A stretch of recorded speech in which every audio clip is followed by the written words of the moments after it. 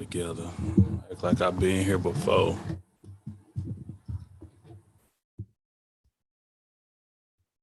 There it is, right there. What's up, baby? Like I've been here before. Okay. There it is, right there. What's up, baby? I've been here before. Okay. There it is, right there.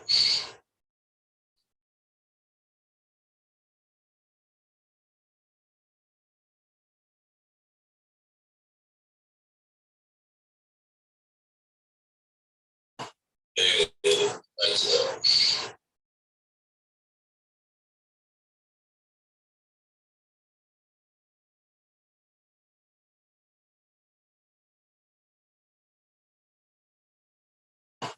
There it is, right there.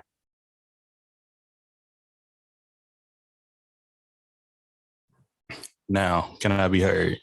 Can you hear me now? Are we clear? Cool.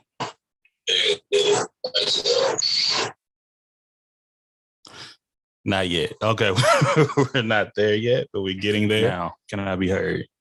Can you hear me now? Okay, we good. I see the lag. I feel it. I'm a little nervous there, but we're all right.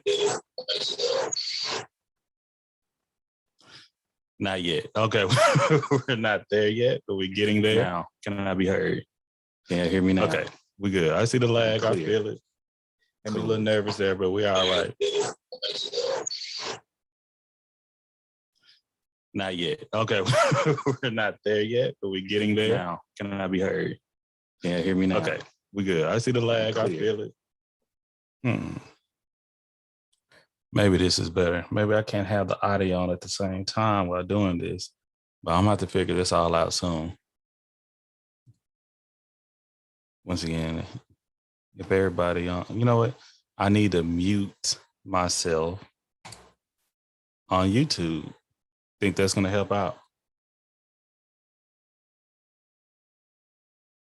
Let's see.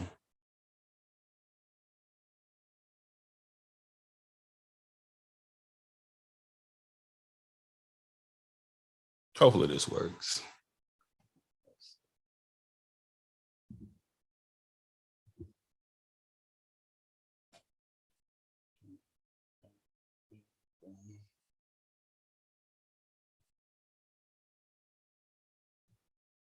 Focus.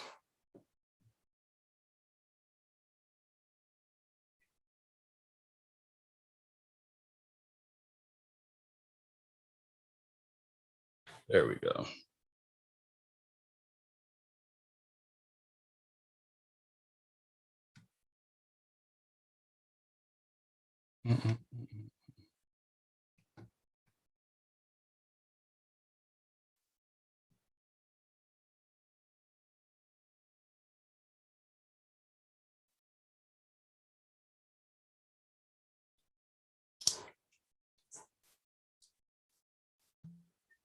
That's the right link.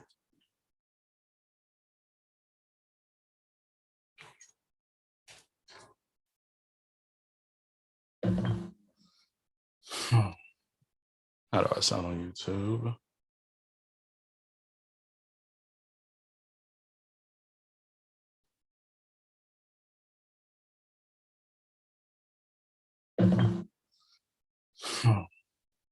How do I sound on YouTube?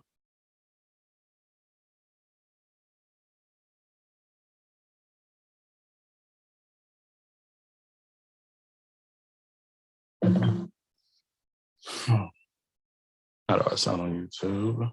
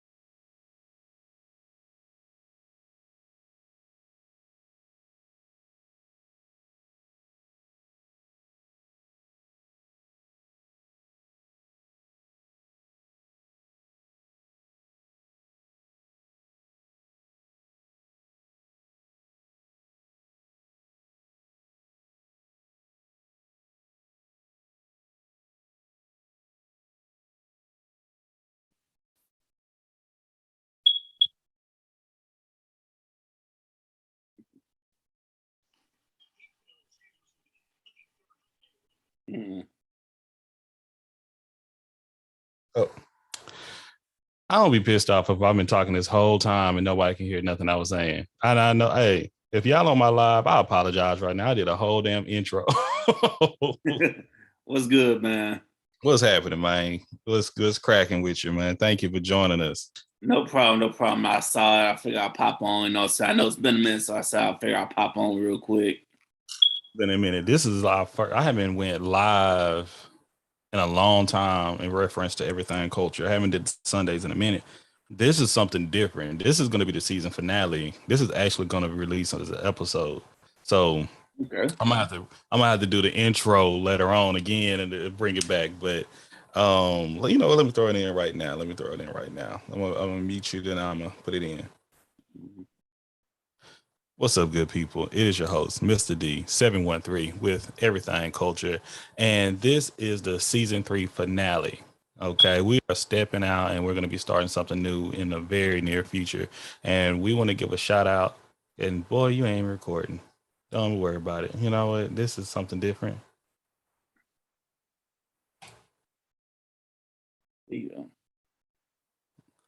Hey, there we go. Okay, what's up, good people? It's your host, Mr. D 713 with Everything Culture. This is the season 3 finale, these holidays. And this year, going from 2020 to 2021, I'm not saying it's been bad, but it has been a roller coaster. And I appreciate everyone rocking with us and being with us throughout this season. And I just had this urge, and I wanted to close it on the way of having family on. But, it was better than having my podcast family and the Everything Culture family come together on what it looks like. So something that's been on my mind, we're going into these holiday seasons holiday season. And I'm seeing a lot of change going through the year. And I wonder how people are going to be taking these holidays, how do they celebrate the holidays, and what's going to be different from years past, or what things we want to keep the same. So, we're going to be having guests dropping in, dropping out. And this is going to be a good conversation, good listen, a good watch. We are streaming live right now on YouTube. Hey, shout out to all my people being with me for the past 6 minutes on here for this whole little roller coaster I've been putting y'all through. But hey, shout out to everybody's listening. Shout out to everybody that's coming in, and we're looking forward to you. Welcome to Everything Culture. Okay, Victor. What's going on, man? What's happening, man? Boy, I'm like, man, I'm glad I started earlier, because I was like, I think this is my first time using the Rodecaster while streaming at the same time. So this is an adjustment for me. So this could be a little fun. So what's been new in your world, man? Man, just been recording, just been dropping shows. Then, got a birthday coming up, and then I'm like, my goodness, when you need people just all of a sudden they just busy. You know how it is, just I'm saying, trying to make things happen. All of a sudden, people just busy out of nowhere. Got this going on, got that going on. I'm like, come on, y'all. It be like that, man. But okay, but quick, Victor, shout yourself out. This is Victor Jones. What you represent, Victor? Where you from? What's going on, y'all? I'm Victor from the Liquor Talk podcast. I'm podcasting out of Tampa, Florida. I'm holding it down here in Florida. It's that Liquor Talk podcast. We talk about everything going on with the culture. All the tough subjects, we gonna hit them. The more you drink, the better we sound. So get your liquor ready whenever you play Liquor Talk. Yes, sir. Hey,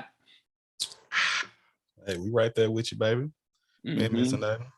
So that's something I've been asking everyone if you come into my spaces on Twitter and things, and something I want to bring you back over here to our Sunday night caps is, so Victor, you talking about people ain't there for you. How can we support you? How can Everything Culture support you? What can we do?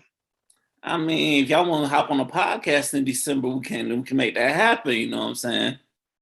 Hey, you give me the date and time, I'll make it happen, brother. Hey, you got it. You know what I'm saying? So we'll talk after we get done recording now. But yeah, we definitely make that happen. Okay, good, man. So I'm all for a good conversation, no matter what it is. I come through. Once again, if I can support you in that way and something else, let me know. That's what we're here to do. Mm-hmm. So the holidays, this is Today is the 21st, I believe, of November. Soon, we're going into the Thanksgiving, the Christmas, the New Year's Eve, and all that. So, what do the holidays mean to you? I mean, the holidays is a time to reflect and a time to prepare for something new. And also, me personally, it's also a time for me to celebrate another birthday because my birthday is right in between the holidays. The Sag? Yes, I'm a Uh, Sag, awesome. but I'm not the prototypical Sag that y'all hear about. I think I'm the way on the other side. But like I say, I just feel like the holidays is just time to see your family, enjoy people, and give back if you can. Oh yeah, I think you touched on a big part. Family and giving back. That's something I know I have to really reflect on. Well, you may not know, but I think you understand. Is this is a time that I look forward as a kid every year. It's like, man, I get to see all my aunties and my cousins and all that. So for you, do you spend time with your extended family or just mainly your intimate family, immediate family? Um, Sometimes it's mainly just the intimate family because sometimes the extended family don't know you exist sometimes. And they Mhm. always say the phone works both ways, but I'm like, when you busy as hell, you're not about to sit down and try to reach out to so and so. I'm like, they can reach out to me too. So Yeah, it's that whole do you text twice? Do you double text? Sometimes I think that started with family. mm, Um, I know with my family, I reach out. Like even right now, it's like something that I don't really try to guilt them for it because I can get busy sometimes. So I absolutely understand how life takes us, but during these days, I really try to let family know, hey, you're appreciated just like any other day. It's kind of like we don't want to wait till the holidays to show you I love you though. But mhm. time when why is all of a sudden that spirit kicks in? That's something been a part of us since childhood. That's been the tradition, I would say. Um, but I'm seeing more and more. That's why hopefully more people join tonight. The in and out to see how this tradition goes off. Is it still the same? Do people still have that same feeling? Or do they kind of hold resentment throughout the whole year? Or they go keep that same energy during the holidays as well? So that's something I'm finding out because even myself, I'm not going home for Thanksgiving this year. And I don't know if I went home for Thanksgiving last year or the year before last. This is maybe 3 years in a row. It's just been the wife and I. So it's been a unique one. It's been a very unique one, but it's been a good one at the same time. No, I can definitely relate to that because the past couple Thanksgivings, I remember one year I had a Friendsgiving, and then the last couple years I just hung out with my sister and her family and stuff. So I never really went back home myself because sometimes it could be bitterness and also protecting your mental health, because it's like, do you really want to hear from that family member who always got something negative to say about you, or that one family member who's so damn nosy who wanna know what you're doing for your career and stuff. And also you have some of the cousins who they always got something to say. They always want to broadcast your business. So sometimes you got to protect your mental health. So I get it. So I'm glad you brought that up. I'm the polar opposite of that. Okay, I am that cousin. I'm asking. So what's going on within life? What's happening with the kids? What's happening with your career? How's school going? I'm going to ask that. And the reason why I ask that because I support at the same instance. Because if I don't know what's going on with you, how can I support you? You Now know. see your energy, that's respectable. But no, you have some family members who just ask you those things just to be messy or to shine away from the BS going on in their life. That's where I was going with that. Now I get where you're coming from. So that's a good point too. That kind of showed me, give me a little bit more appreciation to the family that I have, though. Let me see. Mhm. We got Bella is dropping through. Oh, it's been a long time. Let's see if she gonna give us face tonight. She is. What's going on, Bella? Welcome back. Hey y'all, what's going on? Oh my God, we chilling. Having people drop in and drop out, talking about the holidays and what they mean to us and what kind of joy, hopefully they bring us, or what type of feelings they bring us in total, and what traditions we celebrate. Okay, So, talking.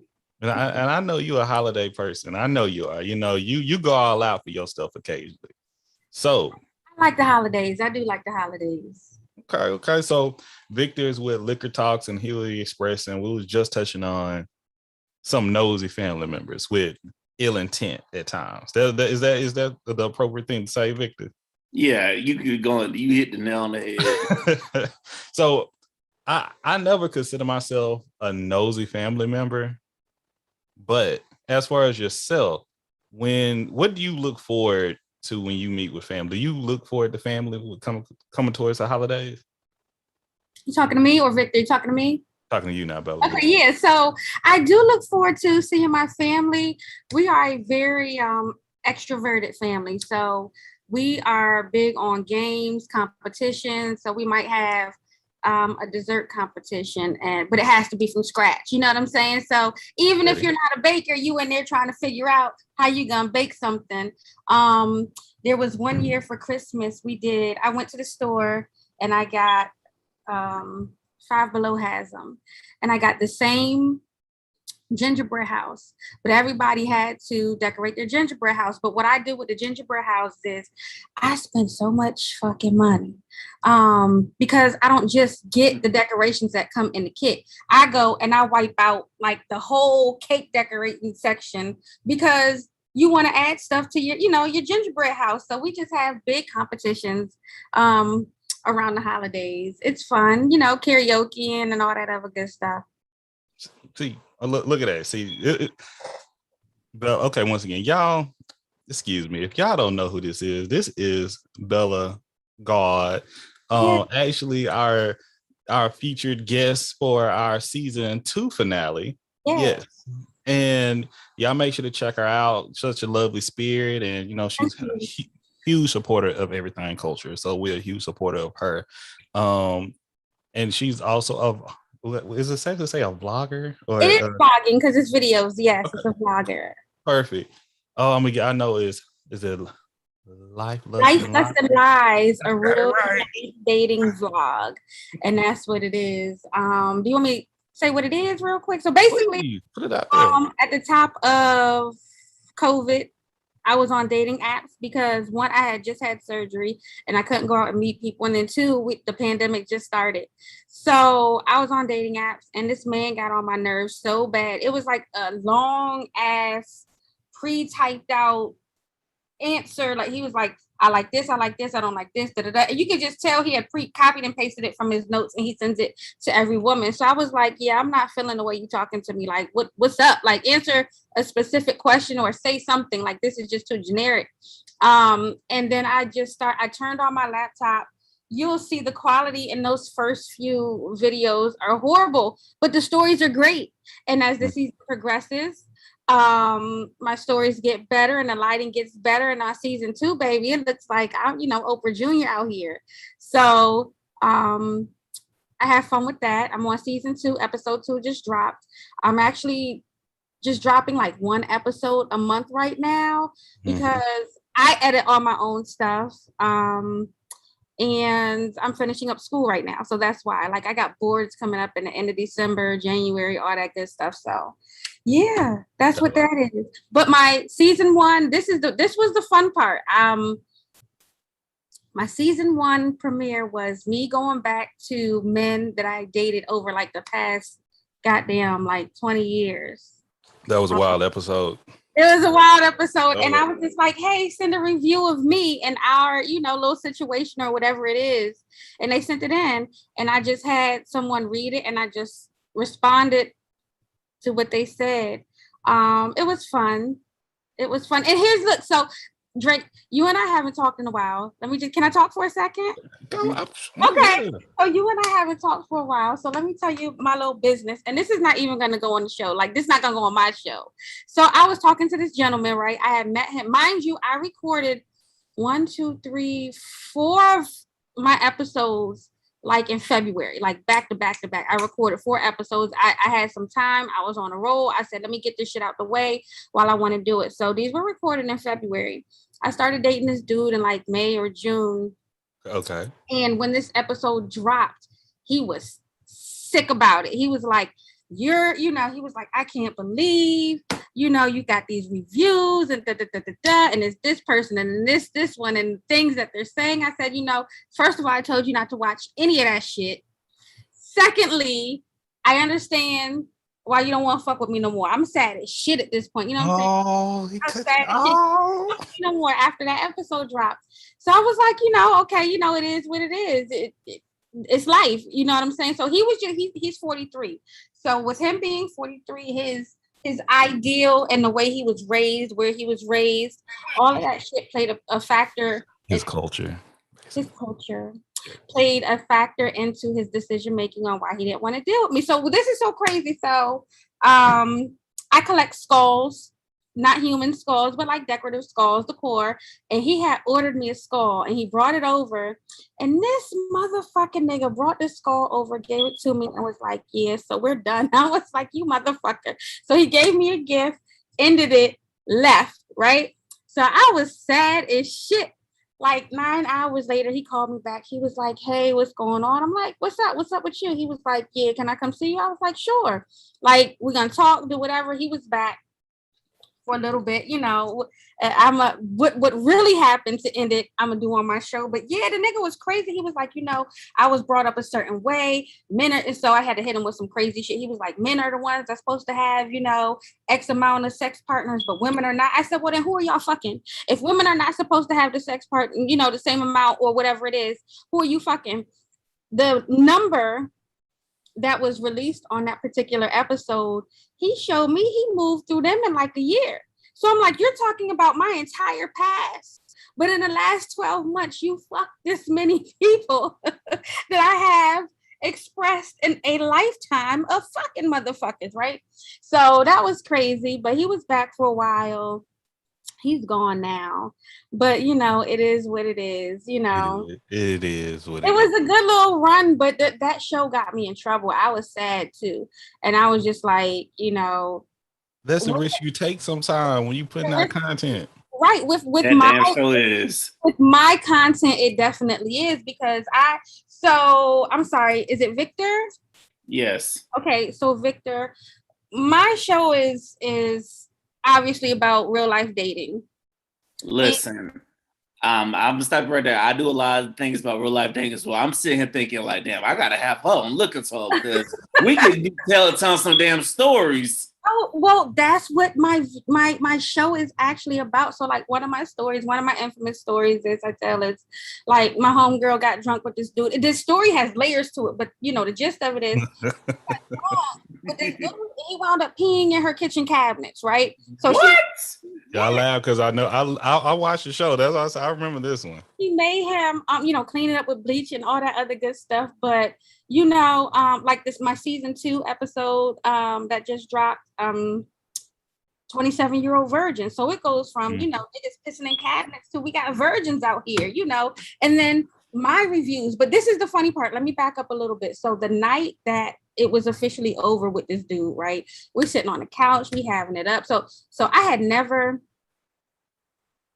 I could tell it's only us in here. It's people not on camera. This is being streamed. You know that, right? Being streamed. Yes, this is live, dog. You don't see that top left? I would say being recorded, but it doesn't say that it's live. I didn't read that part. Is this live on YouTube? I was just clicking and coming in here. Okay, so boom. But thank you for being here. Yeah, sure. So I'm gonna just entertain y'all for a little bit since I got a little bit of time. I'm at work. I work overnight. So this gentleman has a girlfriend, right? This nigga loves me. He told me he loved me, even though he has a girlfriend, right? So did I believe it? I know he lusts me. I know he lusts me for sure because I was doing different things, you know what I'm saying, that bitches ain't never done for him.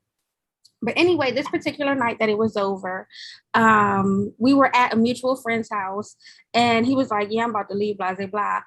I was like, you want to meet me at the house? My house. He was like, yeah. So I was like, all right, I'm gonna make it real nice for you. I ain't never did this shit for this nigga. So, I get to the house and I put on some lingerie. Y'all, I got a new motherfucking body. I put on some lingerie and I light candles and I got the blue light on and I got I got go-go going because I was in there, drinking, trying, getting myself together. So we have amazing fucking sex. He's sitting on the couch, you know what I'm saying? My little leg and my toes wrapped around his neck, and he just rubbing my leg and shit. And I'm like, me, I got to get into niggas. I'm like, this is my little specialty. I'm like, so how you feel? What's going on? What you thinking about? Blah, blah, blah. And this nigga tells me, I see why the niggas said the things they said on your show, because at this point I'd leave a review too. And I'm like, nigga, you put me through so much hell about my episode, but here you are ready to leave a review. So this the same dude? Same one. I didn't know this is the same dude. Okay. One. Me, my little magic and shit. So you gotta stop stressing these fellas out, Bella. I didn't stress. He stressed me out. No, we had a good little run. See, so this is a gentleman he's from West Baltimore, right? Y'all want some fun shit? He's from West Baltimore, and he had never been fucking taken on a date before. So I had went to my cousin's wedding, and I came back. This is the crazy part right here. This is me talking to you because I haven't talked to you in a long time. We just happened to have I know. Viewers, right? So this is how crazy my life is. So I come back up and I'm like, so you know how, well, I don't know if in Texas, but on the East Coast we get a false fall. So it'll get cold as shit, and then it'll heat back up. You know what I'm saying? It's like, listen, hey, I live in Florida. Okay. So I know. So it'll be like, hey, we're coming. So go ahead and order your coats and order your boots. You know what I'm saying? You got a couple, like 2 weeks before it really get cold. So it was a false fall when I came back from North Carolina. I was like, it's so beautiful outside. I just want to go out. So like I said, I had surgery, and I was like, I really want to play some golf, but I can't do putt-putt. I can't do mini golf because I can't stand that long. So let's go to Top Golf. And so he was like, well, what's that? Nigga had never been to Top Golf. So I took him to Top Golf. I said, well, let's go out on a hot date. I'm going to take you out on a date. So we get down there. He has a ball, whatever. And the bill comes. Well, he's playing, and I paid a bill or whatever. He was like, do you want that money back? I was like, I said, I was taking you out on a date. He was like, well, do you want half? Like I ain't never had no woman spend no money on me before. Like nobody's ever taken me out on a date. You about to make him go. You about to back. And so hear me out. See, and we shifted. But a lot of guys haven't had that. A lot of guys haven't had experiences and things. That's why you got men out here bitter as hell about shit. That's I'm telling you. That's why some women out here bitter as hell about shit too, because they never had certain people treat them a certain way. And it was so crazy to me because the nigga's 43. I'm like, what you mean? First of all, you got a baby mother. You have an ex-wife, 2 different women. What you mean? But the case in point is, man, it's real. Like I've been doing some interviews and the makings of you, and y'all need to check them out, because I listen to some people. I'm like, man, you need somebody to give you a hug and like show you what love look like. And it's kind of going back where, and we go shift back to the holidays. Some people ain't never had a holiday like Bella had a holiday, Yeah. Yes. So like, speaking of holidays, I know we're at Thanksgiving and stuff. So I was talking to him about pumpkin patches and certain things, and what you don't realize I do, but I don't, you know what I'm saying, realize that. And I'm like, yeah, pumpkin patch and activities, blah blah blah. And he was like, I only remember going to the pumpkin patch one time on a field trip. I'm like, nigga, you're 43. What do you mean? Like, what do you mean? Like, I'm not understanding. You didn't take your kids and da-da-da-da-da. But it's like, if a nigga didn't go, he's not gonna take his kids. And I'm just like, it was. And that's why we do this right here. So you started. So coming up to, Thanksgiving, what we call it. How do you and your family celebrate Thanksgiving? Give me a quick run. Do you look forward to this day? I do, but I don't. Now to this year, I look forward to it with a particular side of family. And I only say that because they're younger, they're more fun. It's not, let's just eat and sit and look at each other and, be old or whatever it is. So with that side of the family, I definitely look forward to it. Like, you know how I am. So imagine 30 me's. And that's really what it is. Like, it's all in fun competition. Like, there's no mean-spirited jealousy type competition. Like, everything is fun. Like, let's roll these apples, let's do X, Y, and Z. Okay, this one's for the kids, you know what I'm saying? Yeah, well, hold on. See, you go, you moving too fast for everybody. Now, see, you keep saying, I know you, because I do. I've been following you on Snap. We've been on, so I be seeing these events, y'all. Y'all don't see the stuff I see. So we're trying to paint you a picture. Once again, if you don't know Bella, go listen to the makings of Bella God season 2. Check out the makings of you, of course. But just once again, social media is such an interesting concept and what we have, a tool, a resource, because you're able to see how people celebrate and come together and have fun, and the games, the screaming, the karaoke. And and Bella's not lying, when she comes together with her family, they are all lively personalities. Y'all once again, y'all may not know that, Right.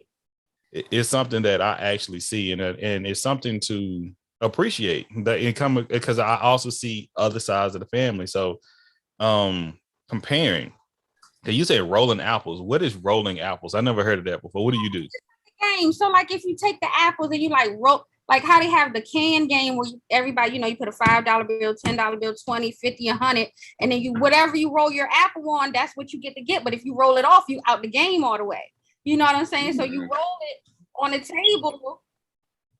She's talking like we know what this is. We both are interested now. Like, I know, right? We see that, even with or cotton balls and the red solo cups. It's whatever we create, we're like, all right, pick a teammate, and let's do it. And it's just competitions of like blowing whoever gets this pack of 200 cotton balls by blowing them into the solo cups at the end of the table the fastest. It's just like, it's once you're drunk, it's hard. It seems fun. And then you realize how old you are, how much breath you don't have. You know what I'm saying? So it's just fun stuff, I don't know. No, I love it. I love it. And this, once again, me being here in Seattle, we're not flying down. This will be the third year we're not spending. Yeah, this will be the third year we're not going to Texas. And no spades. We're talking about inviting some folks over. We don't know who we're gonna invite over. Okay. Because I'm a big extrovert. You know this, okay? And I love the games. I love family. But man, them I don't know what it is about Seattle and leaving Seattle. These tickets are dumb. Like when everybody's talking about, oh, it's so cheap to fly here to there. Look up Seattle. They're like, damn, why do y'all never have any discounts? I don't know why. It's just it's different. But yeah, I miss that. I really do. The noise talking, the hugs, not even the noise talking, but just the interaction with family. And I've grown. I'm 35 right now, and I'm unk. When I come around and seeing these kids, I'm teaching these kids how to play spades. I'm teaching them more about structure and how to behave. And it's to that point. I'm gonna ask you how you doing in school, but they know I'm sliding them $100 behind everybody else back too. Right. I see you doing well. Don't tell nobody else I gave you this. Okay. Right. And it's just that it's because I'm once again I'm thinking of, man, for Thanksgiving, and I'm looking at it's so much I want to talk about tonight. And once again, thank y'all for being on. I don't know who my people jump in and jump out. I don't know how I go operate, but so many things I want to touch on, because even the word Thanksgiving, the term Thanksgiving and how we were raised coming up. Thanksgiving, it was about the Pilgrims and the Indians coming together, having a peaceful dinner together, and blah blah blah. Well, lies. Yeah. And I can't remember at what age I found out that was a lie, but it was like in my early 20s. I'm like, maybe I was in high school when I found out it was basically a massacre. It was like the exact opposite what we were taught. And now, coming from the Black East Texas family that I come from, we never celebrated a damn thing about a pilgrim in my household. Yeah, we didn't either. And we celebrated being thankful for one another. That's what it was. Being that thanks of family, the thanks of food, the thanks of gathering. And that was the thing to be thankful of. But more and more I grow, and I observe different cultures and backgrounds. And I'm looking at, what's it called, the Native American Heritage Day. That's something that's been called. I don't mind saying that. But also I've been looking at a Native American Indigenous Mourning Day. Yeah. And I'm like, man, that's something I don't mind even being called. But when we come together and have a celebration, is that something, do we stop those traditions? That's something that that's been on my heart and my mind for a while. And I wanted more people to discuss about it and think about it. But because if this was a day with Black people, when we're talking to my folks, if something like this happened to us, would we want to celebrate this day the way we celebrate it?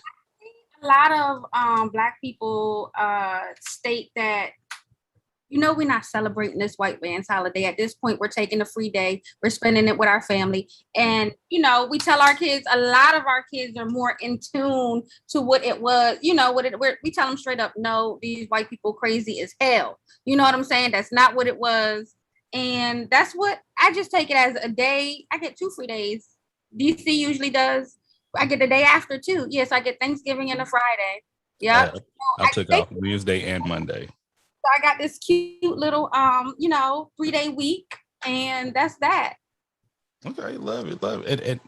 And but just like how they're gonna do Juneteenth, that's I celebrate Juneteenth because the historical fact.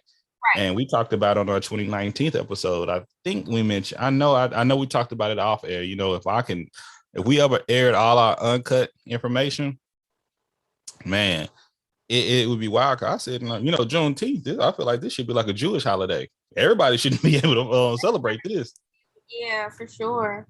Like if you think of the history of and I cannot find the Juneteenth massacre to save my life. And I wish I can go back and find my papers I wrote in high school, but we didn't have. I wrote that by hand. Y'all don't understand. These youngins don't understand that. That was a whole 6-page paper written by hand, but in cursive. But different times. But the main thing I'm looking at for this day, not only the term, because me being at work and the work I do, I'm in people and culture, i.e. HR, and we're very careful in our wording.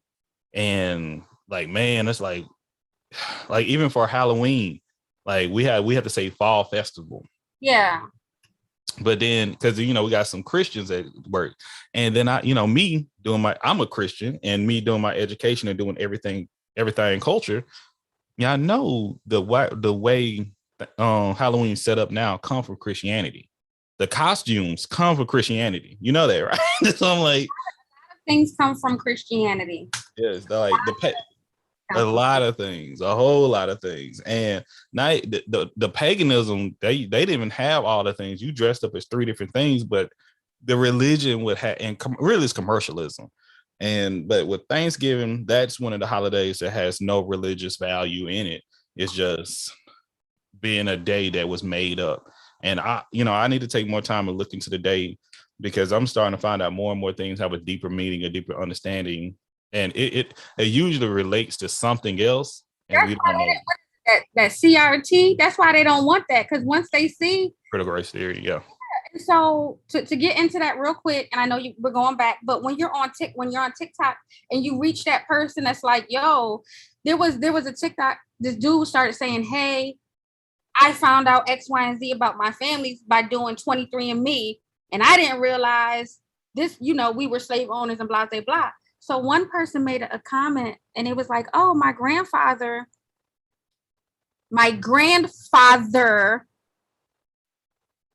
helped lynch someone, and he got a piece of his shirt as a souvenir. I saw that. Grandfather. I was like, get the what? I saw that. Wild, and and they don't want it to seem, they're like, oh, it happened so long ago. My grandfather, this nigga's still alive. Mm-hmm. Yeah. It's something going on right now that people are just finding out that Rosa Parks died in 2005. And I'm like, but that's why we have everything culture. And that's why they said they play with people, because all these pictures that are in black and white were actually color. Yes. Yeah. Yes. Oh, yeah, I absolutely understand. Hey, Tamara. Hello. Thank you for joining us. Hey. Hi. Okay. Welcome. We're part of the conversation. Once again, this is the season finale of everything, season 3 finale of Everything Culture. And we're just talking about the holidays coming into it. So Tamara, tell us, one of the most recent guests of Everything Culture, the makings of Tamara. How are you doing tonight? I'm good. How are you doing? We're holding it down. We're doing a little sipping. Talking to my man Victor. I'm catching up with my girl Bella. This is Bella God. She season finale of season 2. Lovely spirit. And we're just talking about, of course, as you see me talk about on TikTok and all around. She one of my TikTok peoples, How do you, and I know your experience, I know your story. And if people haven't listened to your episode yet, may not know your experience growing up in life, and you might have a different, everybody have a different perspective on the holidays. So what does the holiday season? I would like to touch on Christmas too, but I think Thanksgiving can hold enough for us. So what does this holiday mean to you?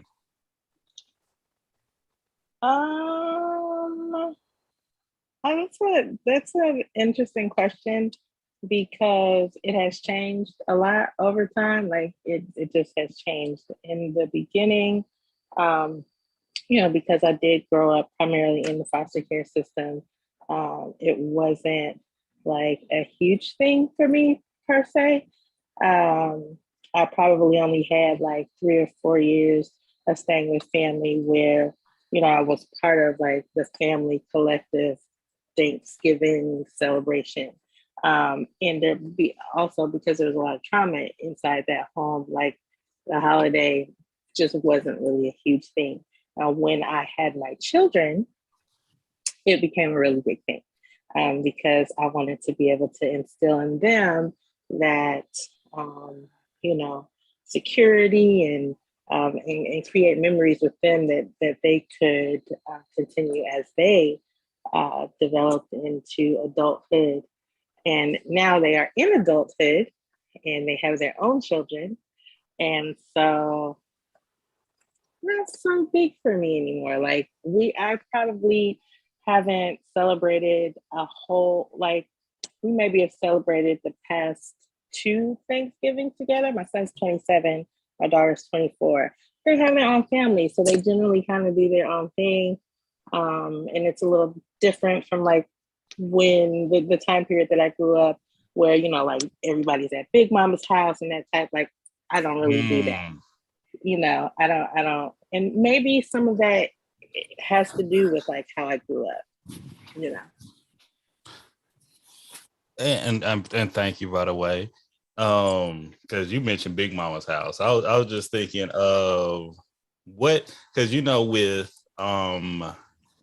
with Christmas, you have Christmas movies, you have Christmas songs, you have all these things going on, but you don't have that much for Thanksgiving. I think for Thanksgiving, you have a lot of stuff for Halloween, but for Thanksgiving, and once again, like I'm working on using Native American or Indigenous Heritage Day or Indigenous Mourning Day, but you don't see to hear that many songs and things, and it's just mainly good food. And me being the fat boy in my heart that I am, that's why I'm so happy for it. I look forward to the food and the family. I look forward, like when I was a little kid, oh my goodness, the main thing, like if y'all listen to Everything Culture, which y'all really should. Once again, I think I need to do some work tonight and move all this. I need to take all of season 1 and 2 and put it just on Patreon and just keep it just relevant to most recent season, because season 1, it was wild. Okay. And every single episode in season 1, the question I would ask was dressing or stuffing. So if that doesn't tell you how much I care about Thanksgiving, I don't know what else to tell you. And I'm telling you, no, the reason I say that is because I just recorded a men's only round podcast of Liquor Talk, and both of the guys, neither one of them like stuff. They complained about dressing stuff in cranberry sauce. They went in. I'm like, damn, they went in. They went in on that, man. I tell people times, and it outside of texture, which is your real personal preference, a lot of people don't like certain foods because they haven't had it made correctly, and that's really So outside of texture like that, your own little weird thing, it's because you haven't made correctly. Niggas didn't like Brussels sprouts when they was growing up, but now that they know, they can sprinkle some blue cheese and bacon on it or cook it in Love me some Brussels sprouts. Accurate. Wow. To the steakhouse, order your Brussels sprouts. You know what I'm saying? But when you was young, what you do? No, you spitting right there because you said it in such a professional and kind and caring way. You did it a very PC way, and you're not always PC. Yeah, so I understand. What's this man name? So y'all might hear a little bit of audio. Let me be just real quick. Hold on. Let me click on this. Thanks. Food. Jordan the Stallion on TikTok. Okay. If y'all follow me, y'all done see me say it already. So hold on, let me play what he played real quick. Let me see.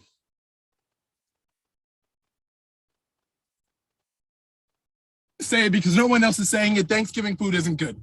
Thanksgiving food actually is pretty bad. Okay, we're gonna start with turkey first. Okay, can we stop all pretending like we like turkey? Can we stop all pretending like we're looking forward to turkey? We don't get turkey is dry. Turkey is dry. It doesn't matter who makes it. It is dry. It's like if you were getting in a chokehold and there's a Popeye biscuit in your mouth and you're watching an episode of Seinfeld. It is bone dry. Second, cranberries. Who decided to make it a sauce? You should have left it alone. Right. Third, stuffing. What is it? I don't want it. I don't want anything that has to get stuffed into something in my mouth. I don't want that. Right. Fourth, right, mashed potatoes. I want fries instead. Get that mush off of my plate. Okay. Also, mac and cheese. It's the only acceptable thing on the table, but even then, there's a specific type of mac and cheese that you get to eat, right? And only a rare people can make it. You get what I'm saying? And 9 times out of 10, people disappoint you. Okay. Also, you have to wait for everyone to get at the table to eat. I don't do that. Slow feet donate, and I'm a hungry guy. There's a reason. Okay, that's enough of that. That's enough of that. Okay. Angry and they cannot cook. That's what. Hey, and he's hungry, and when he's recording that, he's hungry. Hey, but wait, when he said stuffing, I knew instantly. He had not had the right experience. So this is exactly what's my response. Okay, this is my stitch. Hold on, let me let my man Greg in here, man. So this is my response to that because I was appalled. I was just set aback, if I can say that. But and I don't know, where is that original video? I'll be making too many little TikToks. I can tell you that right now. So there's the locker. Very cool. Did you put in a locker? No, there was a lady. Man, they were, boy. Yeah. So Greg, we hear you, man. Hold on, let me find it, and I'll be right back with y'all. But yeah, everything I said, he's hungry. But when he said stuffing, here it is right here. I'm going to say it because no one else is saying it. Thanksgiving food isn't good. Thanksgiving food. So this is the attention you want. I like you, man. I really do. I've been following you. Speak with so much energy, so much compassion, gusto. You know what I mean? But right here, that's what we're not going to do. This is what you're not going to do, okay? Is besmirch Thanksgiving food. Because at first, I want to just say F this man and unfollow by. I want to listen. I want to have growth. That's what we do here with Everything Culture. And when I heard you say stuffing, that's all I needed to hear, brother. You never had a genuine Thanksgiving meal from the South because we don't eat stuffing. We eat dressing. Have you had a Greenberg turkey before? That sweet potato pie. Is your cranberry sauce out the can? Ocean spray, please. So I would like to invite you to Thanksgiving dinner at my crib because your people can't cook. Hey, just like that. Your people can't cook. Just say that, bro. Just say your people can't cook. That's all I'm saying. Instead of doing all that other energy, was it Jake the Stallion?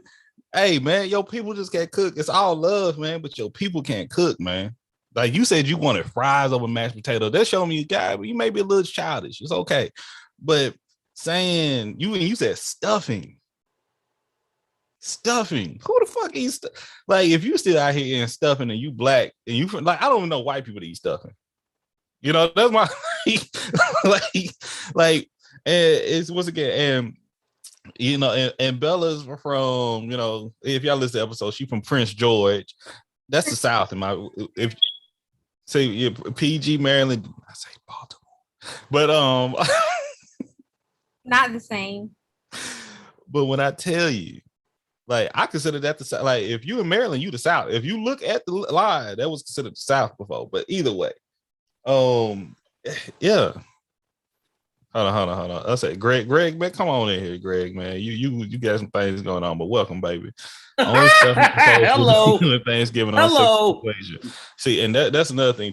Like, man, see, Bella, she has a line of traditions, like, and that she does with her family and coming together and like arts and crafts, karaoke. Even though that's the only time I tap past Bella is during when she's doing her karaoke. I love it. Like I love everything, but I'm like, oh Lord, but hey, I support it though. I support it in a different way.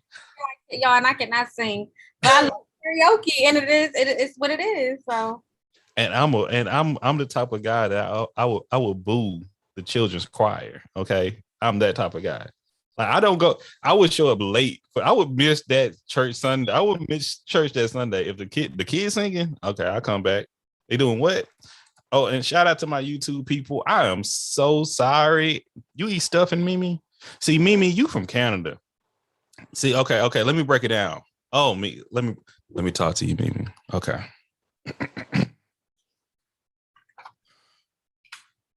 Stuffing is that dry shit. Okay. Nobody like nothing dry. It's not anything in this world that I believe people appreciate something dry. Okay.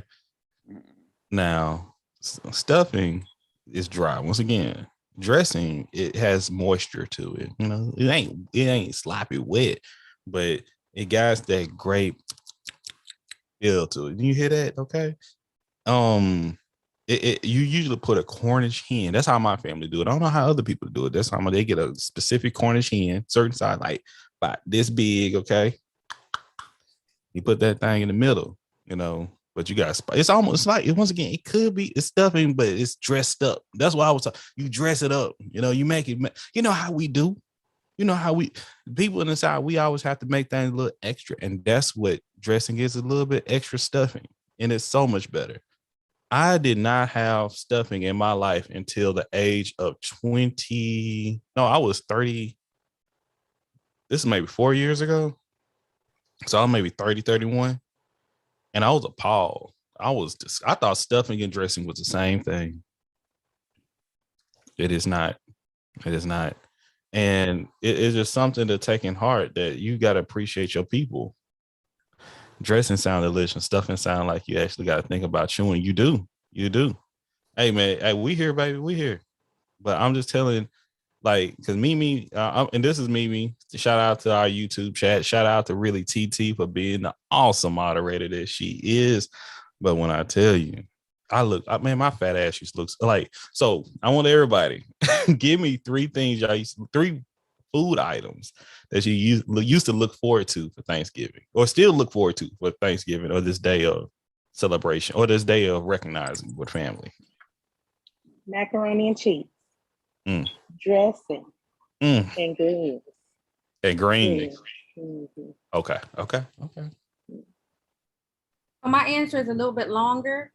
So what happens is on Thanksgiving, my auntie, she makes pies, but she don't just make pies, she makes pies from scratch. So she gets up first and starts making her pies. Then my grandmother come into the kitchen at a later hour. So I'm gonna start with my pie because it has been fights over pies. Because it's like, you've got the last pecan pie, you got the last, you know what I'm saying? This pie, it's been fights over pies before. So I'm gonna say pecan pie because it's fresh. Like it's that fresh, straight out the oven made, a couple hours ago type pie. I'm definitely gonna do that. I love dessert. But I will say, so we're spoiled. My duck, and I'll say for a side, like my sweet potatoes or something like that. Like, but all that shit good. All dressing, all that shit bang. See, I already went to the chat on YouTube. She done said pecan. But the only time you can say pecan is in the pie. But anything else, we say pecan. Okay. Victor, what you got for us, man? Give us your three. Man, listen, we got the rum cake. I'm gonna stick with dessert. That rum cake, man. And it's made from scratch. Man, come on, talk to me. And also we gotta go with the honey baked ham. That's made from scratch as well. And also And I gotta say, I know somebody else said this one, but that it's something about that macaroni and cheese, though. You know, something about it. You know, when they make it just right, you talking to me. Okay. Hey, Greg, if you here, man, you can dive in. And if everybody in the chat, if you want to be here for it, hey, we here for it as well, man. You know, I may switch over to YouTube. This not YouTube, but it's Facebook, because I've been delayed. I haven't been bringing the love to Facebook, you know, for a long time. Okay, and I have been drinking. So let's see. Breadcrumbs does not belong in mac and cheese. No, hell no. I never had bread. I don't know what it's not breadcrumbs, but I have had like something that was good. That it wasn't breadcrumbs though in mac and cheese, but it was hidden. Y'all see, not to cut you off. I'm sorry. That pan cheese and yams mix. That they mixed together in the pan and baked it together. Y'all see? That looks so nasty. So what? Hold on, say that again. It's crazy. Like, you know how when you get your plate, you put your mac and cheese next to, you know what I'm saying, your yams or sweet potatoes, whatever you call them, right? You put them next to each other, next to the collard. Somebody had made a pan that was already pre-mixed, and we're like, that's not how you do that, because I got to do my own portions, and they just fucked it up. So I was like, I mean, y'all fucked up. It's supposed to be together. We want them to touch, but we don't want them. Hold on.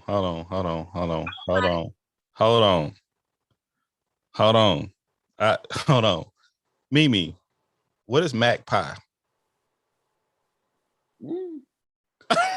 Like, I hope this ain't what Bella's talking about. Like, is this something? This is part of, you know, once again, I'm not trying to shame nobody else's culture. Mac pie? Mac pie. It looked like it was about to be macaroni and cheese, but then it went pie.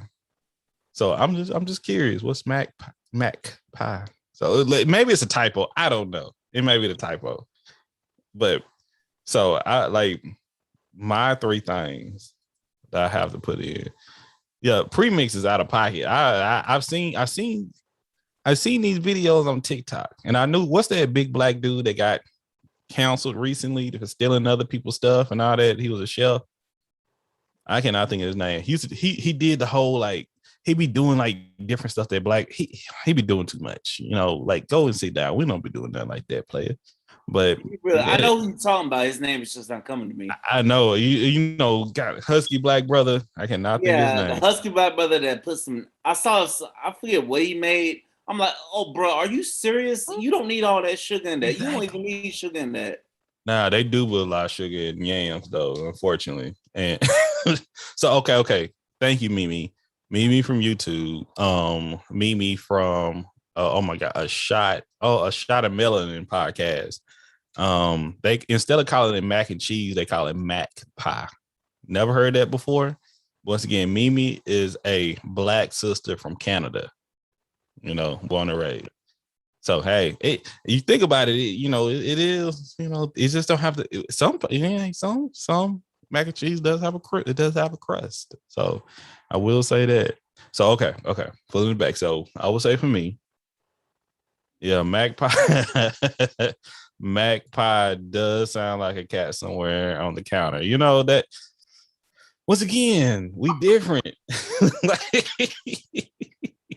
Oh, should we talk about that too? Should we talk about potlucks? But before we get to potlucks and things, we got, like, I got to give my three. So 3, dressing with the cranberry sauce. Once again, one thing, you can call me childish.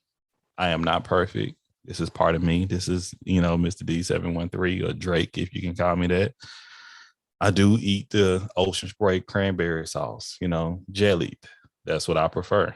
Okay. That's been part of my childhood. That's who I am. All right. I'm going to teach my kids this. If I had to go with the top 3, damn. See, I'm not even going. If y'all ain't had one of these turkeys, I may do a giveaway. I will do a giveaway. You know, the Lord continue to bless me so I can bless others. A Greenberg turkey. Now, I don't know. I need to interview the people that over Greenberg in Tyler, Texas, but man, it's some of the best smoked turkey you've had in your life. Promise you. Now, being from Tyler, this is a white-owned business, but they they hire a lot of black people. I say that. But when I say you taste this, my family, if the turkey's not fried, And if it ain't Greenberg, we don't want it. I'm just telling you that right now. My family don't eat it. That's how it is. That's how. And Greenberg turkey is like was on Oprah, all that stuff. It's known. It's known. So Greenberg turkey, the dressing with the cranberry sauce, and my third one for Thanksgiving, top meal, or top dish. Damn.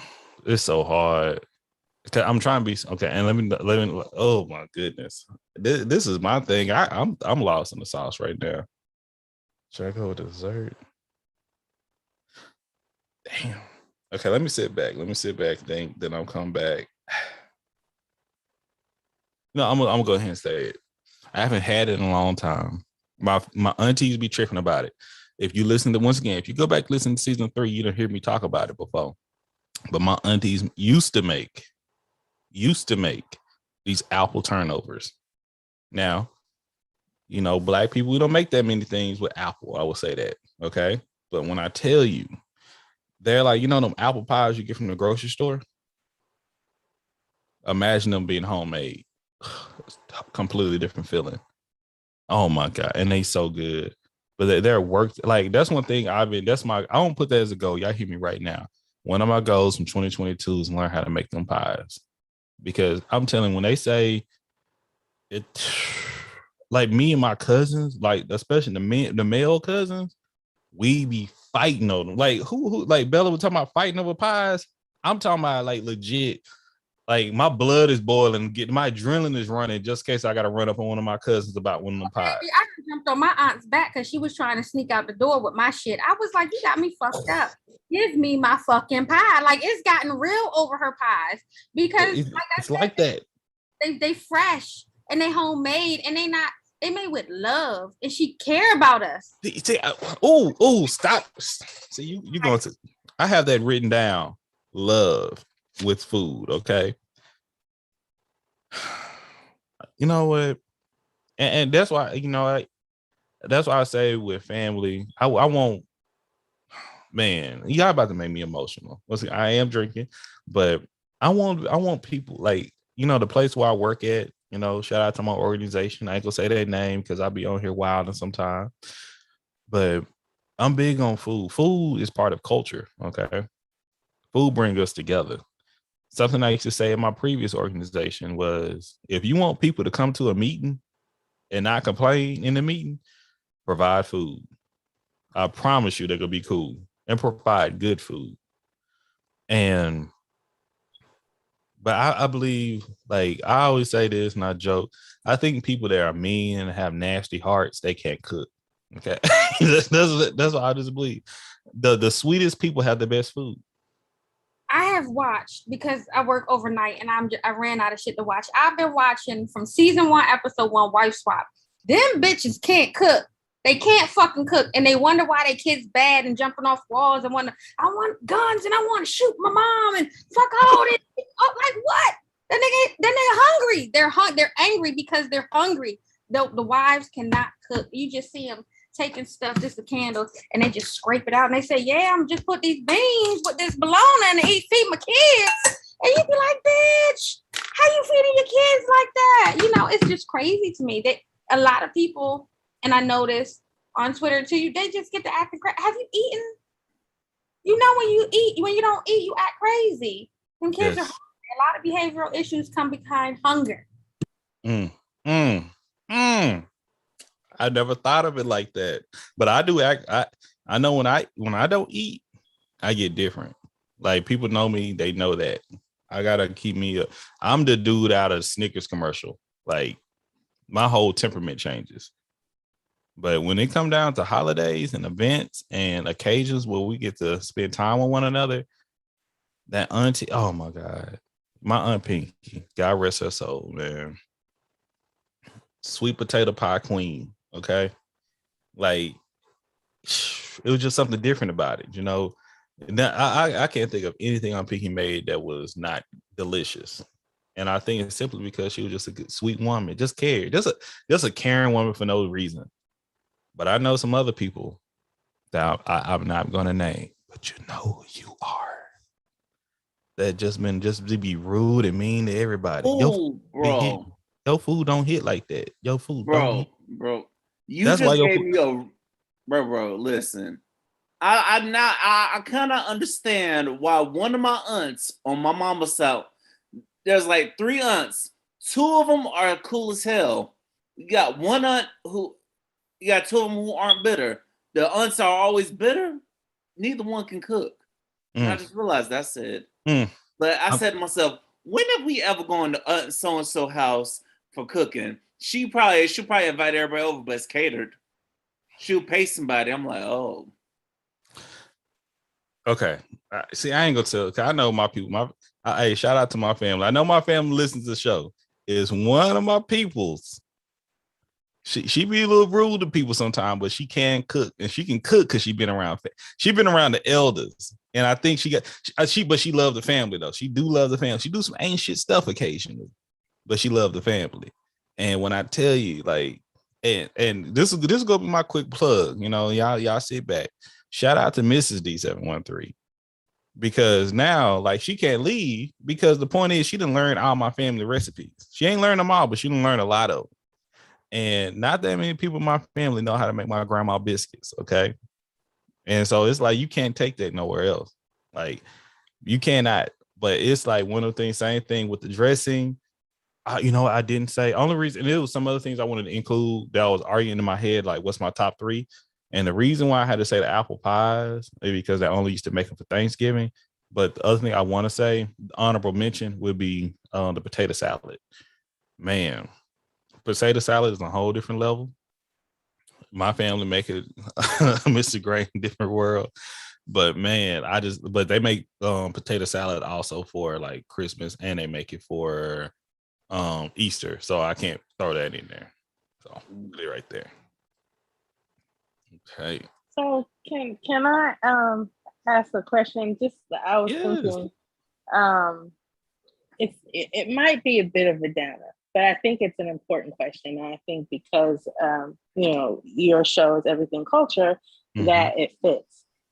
So with us all being in the know now of what Thanksgiving signifies, I mean, we've all kind of been in the know, but like we know now. How do we feel about continuing to celebrate it? And part 2, how would we feel as people of color if someone or everyone continued to celebrate a holiday that represented the genocide of our people? Just curious what the collective thought is. Tamara, you about 15 minutes. Look, like I asked that question about 15 minutes ago. Like that. Wasn't here. Yeah, I know. And and for the live, and I think the way you put it together, and I'll probably edit what I just said out and repeat it because I love the way when my guests ask questions here, because that was my same question, and what is that? See, look, she's showing food right there. That's that mix, that tray that I told you I didn't mix. No. It don't even look good. I thought that was sausage. Disgusting. I thought they put sausage in macaroni. Sorry for y'all since see that, but I'm playing. But whoever made that need to be thrown in jail immediately. That's just disrespect. There should be some laws against that. But my response to that is it was the same response earlier. Me being the work that I am and being the growth I have in my life is everything you just said, Tamira. Am I saying it correctly?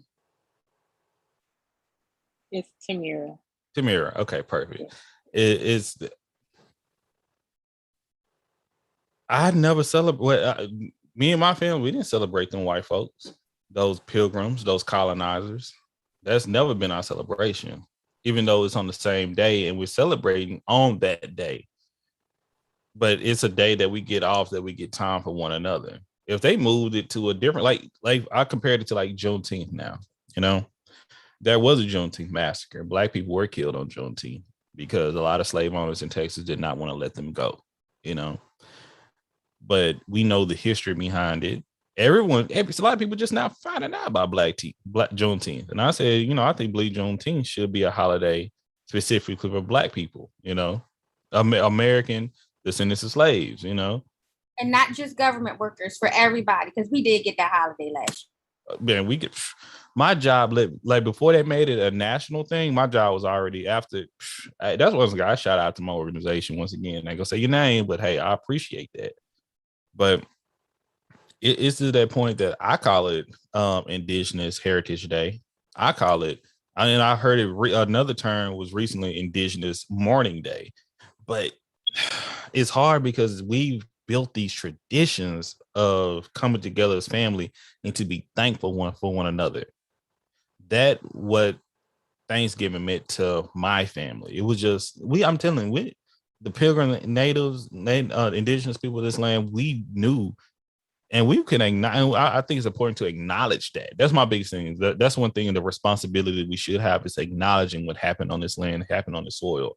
Acknowledge the land that we're still on, who are the tribal people on it. That's the big thing we have to continue to acknowledge. But when I have an opportunity to spend time with family to show like, hey, I appreciate you, I'm thankful for you, because once again, I say everybody doesn't have this, you know. Like, man, that's it. Like, I'm sorry that I'm like going over my words right now because I'm just really thinking about it's hard because I miss my family, but I'm like, hey, y'all have to understand because this is a big time we come together. I'm already thinking about let's do a Zoom call. Let's do some type of way we can interact. My sister just started doing another group text message for every day. Even them group texts they be blowing your phone up, but it's important to have that contact with one another, that connection, and be once again thankful because once again, Thanksgiving was food. Thanksgiving was, hey, this is the event before we step into the Christmas season, you know. And last year, once again, I'm going through my journey of really trying to push Kwanzaa in the family. But as far as this day, because we have Native blood in our family, it's not just, oh, no, we have literal proof. We have pictures. We have my great grandmother, you know, from the tribe. Once again, y'all go and listen to my episodes. I talk with my family. I learn a little bit more about that if y'all want to know more about that. But it's just such an interesting perspective that we have. But I absolutely agree. And even Bella said, you know, these are days we have off to celebrate with our family. So we go celebrate with our family. But the purpose of it, I absolutely agree with you. That's something we have to look at. Like, why are we doing it? If it was us, how would it go? Because like with the 4th of July, why? And I've said it on the episode before. Why do Black people still celebrate the 4th of July, Independence Day? I see, because we get a day off. We just get a day off, and we already know. Like, I've seen so many people switch from going to Gap, Old Navy, Walmart, wherever, and getting the red, white, and blue, and they just wearing different things. They don't wear that anymore. You know what I'm saying? Now that we're becoming, I don't want to say now that we're becoming more aware. Now that we don't give a fuck, and we're like, yo, this shit ain't right. It ain't gonna change. They're still gonna have this holiday. They're still in charge. So we just, you know, take it and make it a time to spend with family, and that's what it is. That's what they celebrating. You know. Isn't that like most of the holidays now? It's just take the day off, spend time with family. Like, I didn't even barbecue or nothing for 4th of July this year. Like, I remember 1 year 4th of July, some college we had Friendsgiving, you know. Now Friendsgiving, we all had to get together, but we didn't do it this year. We just all chilled, you know. So, and I haven't had a Friendsgiving yet. I know they look exciting. I'm seeing them all pop up everywhere now, and basically that's what we may have on Thanksgiving, is invite friends over. Because once again, we're in Seattle where it's just the wife and I. But it's just that I have to have some type of contact with my family if I can't see them face to face. And I know they miss me, and I miss them too. I love y'all. But you know, we'll come together. And another thing about the holidays that I'm like, I hope it is to keep it understanding and keep it direct with my folks here is I worried would this be the Thanksgiving that I missed, that it would have been the last Thanksgiving seeing them. Like, and we're all adults here. We're all mature. And that's how we talk about everything culture. Something that also pushed me from being on Facebook quite a much, because man, Facebook has really been hard. Me going on there and seeing so many of, not so much my family, but my friends' family. Like, I've been seeing a lot of people pass, a whole lot of people pass. And it's just been wow. I remember one day, me and my buddies were like, it was all of these women holding this one Black woman's hand in a hospital bed. And I'm like, man, all of them had the same grandmother. No, they all had different grandmothers, and that's how this whole pandemic, this, experience that some people are not going out that much. People are still getting sick and passing of COVID, especially our elders with other ailments and things of that nature, or just not even elders, just family in total. And just like with the holiday season, it's also sometimes the most celebrated and joyous time in our life, but it's also some of the most depressing times in our life as well, because now you come into these events that you used to hold so much enjoyment, hold so much pleasure, hold so much love and admirement to, and now you're coming to this spirit of emptiness. I miss them, I want them, So how are we all handling this time in life? That's something I want to have for people. How are we handling if you don't have to deal, if you don't have it, you don't have it. But I know my family, we miss a few people in our family that are not here on this earth or in this realm with us any longer. So, how do we take care of ourselves?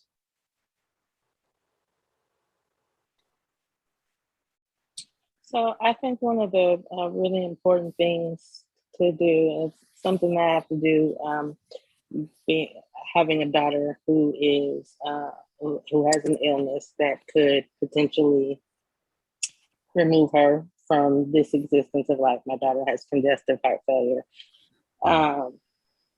And so, like, I built up 3 years of hella anxiety. Like, I have anxiety attacks, like, constantly, because I wanted to control the fuck out of her world. Like, I wanted to be like, I brought you here. You cannot go. Definitely not before me. You can't go. So, like, I built up all this pressure in my life, in my psyche, in my mind, of trying to control it. And finally this year, I realized I have absolutely no control. There's absolutely nothing I can do to will her life to be what I want it to be. But what I can control is every moment that I have to connect with her. Every time I get to physically see her in this world, every time I get to talk to her on the phone, every time I get to smile, all of the memories that I continue to get to build with her while she's still here, I have control of that. And so it really changed my perspective, honestly, on death. Not that I would not miss her in her absence. I absolutely would. But I think what is really important to not getting caught in that cycle is constantly remaining present in the moment, because there's never an opportune time for somebody to pass away. We don't want to lose the people that we care about. There's never like this moment where we go, all right, now we can, no. But what you can control is every moment that you have with people. What you can control are the memories that you have with people. And I understand that it's definitely a human reaction to miss people. But why miss when your mind is filled with so many memories that keep you connected to people? Missing is absence. It just creates more absence. And while the person may not physically be here, your memories continue to bring them here. So that's just kind of my take on it. Thank you, Tamara. Thank you. I agree. It's hard to say than done sometimes, but I absolutely agree. If anyone else got to throw in, if not, hey. I'm one just thing I'd add on to that. Oh, you can continue. I just gotta make a quicker little run. Be right back. all right. The one thing I add on to that is just simply we just gotta live life. We can't spend time dwelling on the past. We can't just sit there just dwelling on this person's memory or whatever. You just gotta continue to live life. You gotta continue to persevere and keep going and create memories with the people who are here, and don't take those people for granted. And also patch things up with those people. You gotta try to heal wounds and try to repair bridges that may have been burned. So that's kind of what I'm thinking. That's how you get past, because there's some people I'd love to have back, but I've accepted the fact that they're not coming back. So you just gotta live life. I totally agree with that. Being present in the moment and making sure that you are really good at continuing the connections you have with the people that are currently here. Because you can get so lost in grief sometimes, depending on the person that you've lost, that you forsake those who are here. And then if something happens to them, now you're not only grieving the person who you lost, but you're also grieving the time that you lost with the person who you just lost. So it could become like this reciprocal cycle if you don't find yourself in the present moment and operating in gratitude for what is now. What is now? Speaking of that, guys, my first time speaking to you guys. I'm a licensed mortician. So this grief stuff I do. So what I learned is to give people their flowers while they're alive, how that saying goes. But I literally, like, for one of my grandmother's birthday, I had everybody send me your favorite picture with my grandmother, send me, your favorite things about her. And I had that shit made into a book. And because I am a performer and I like to be on the mic, I made everybody else get on the mic. Like I had everybody get up, read what they wrote to the room, to her, present, what they said to her. And, it's just one of those flowers while you're alive moment, which goes into while they're here, appreciate them. And that's all that was. And that's what I really try to get people to do. But yeah, that's all I got for that. Thank you. And that got, it's something that I have been pushing behind the scenes.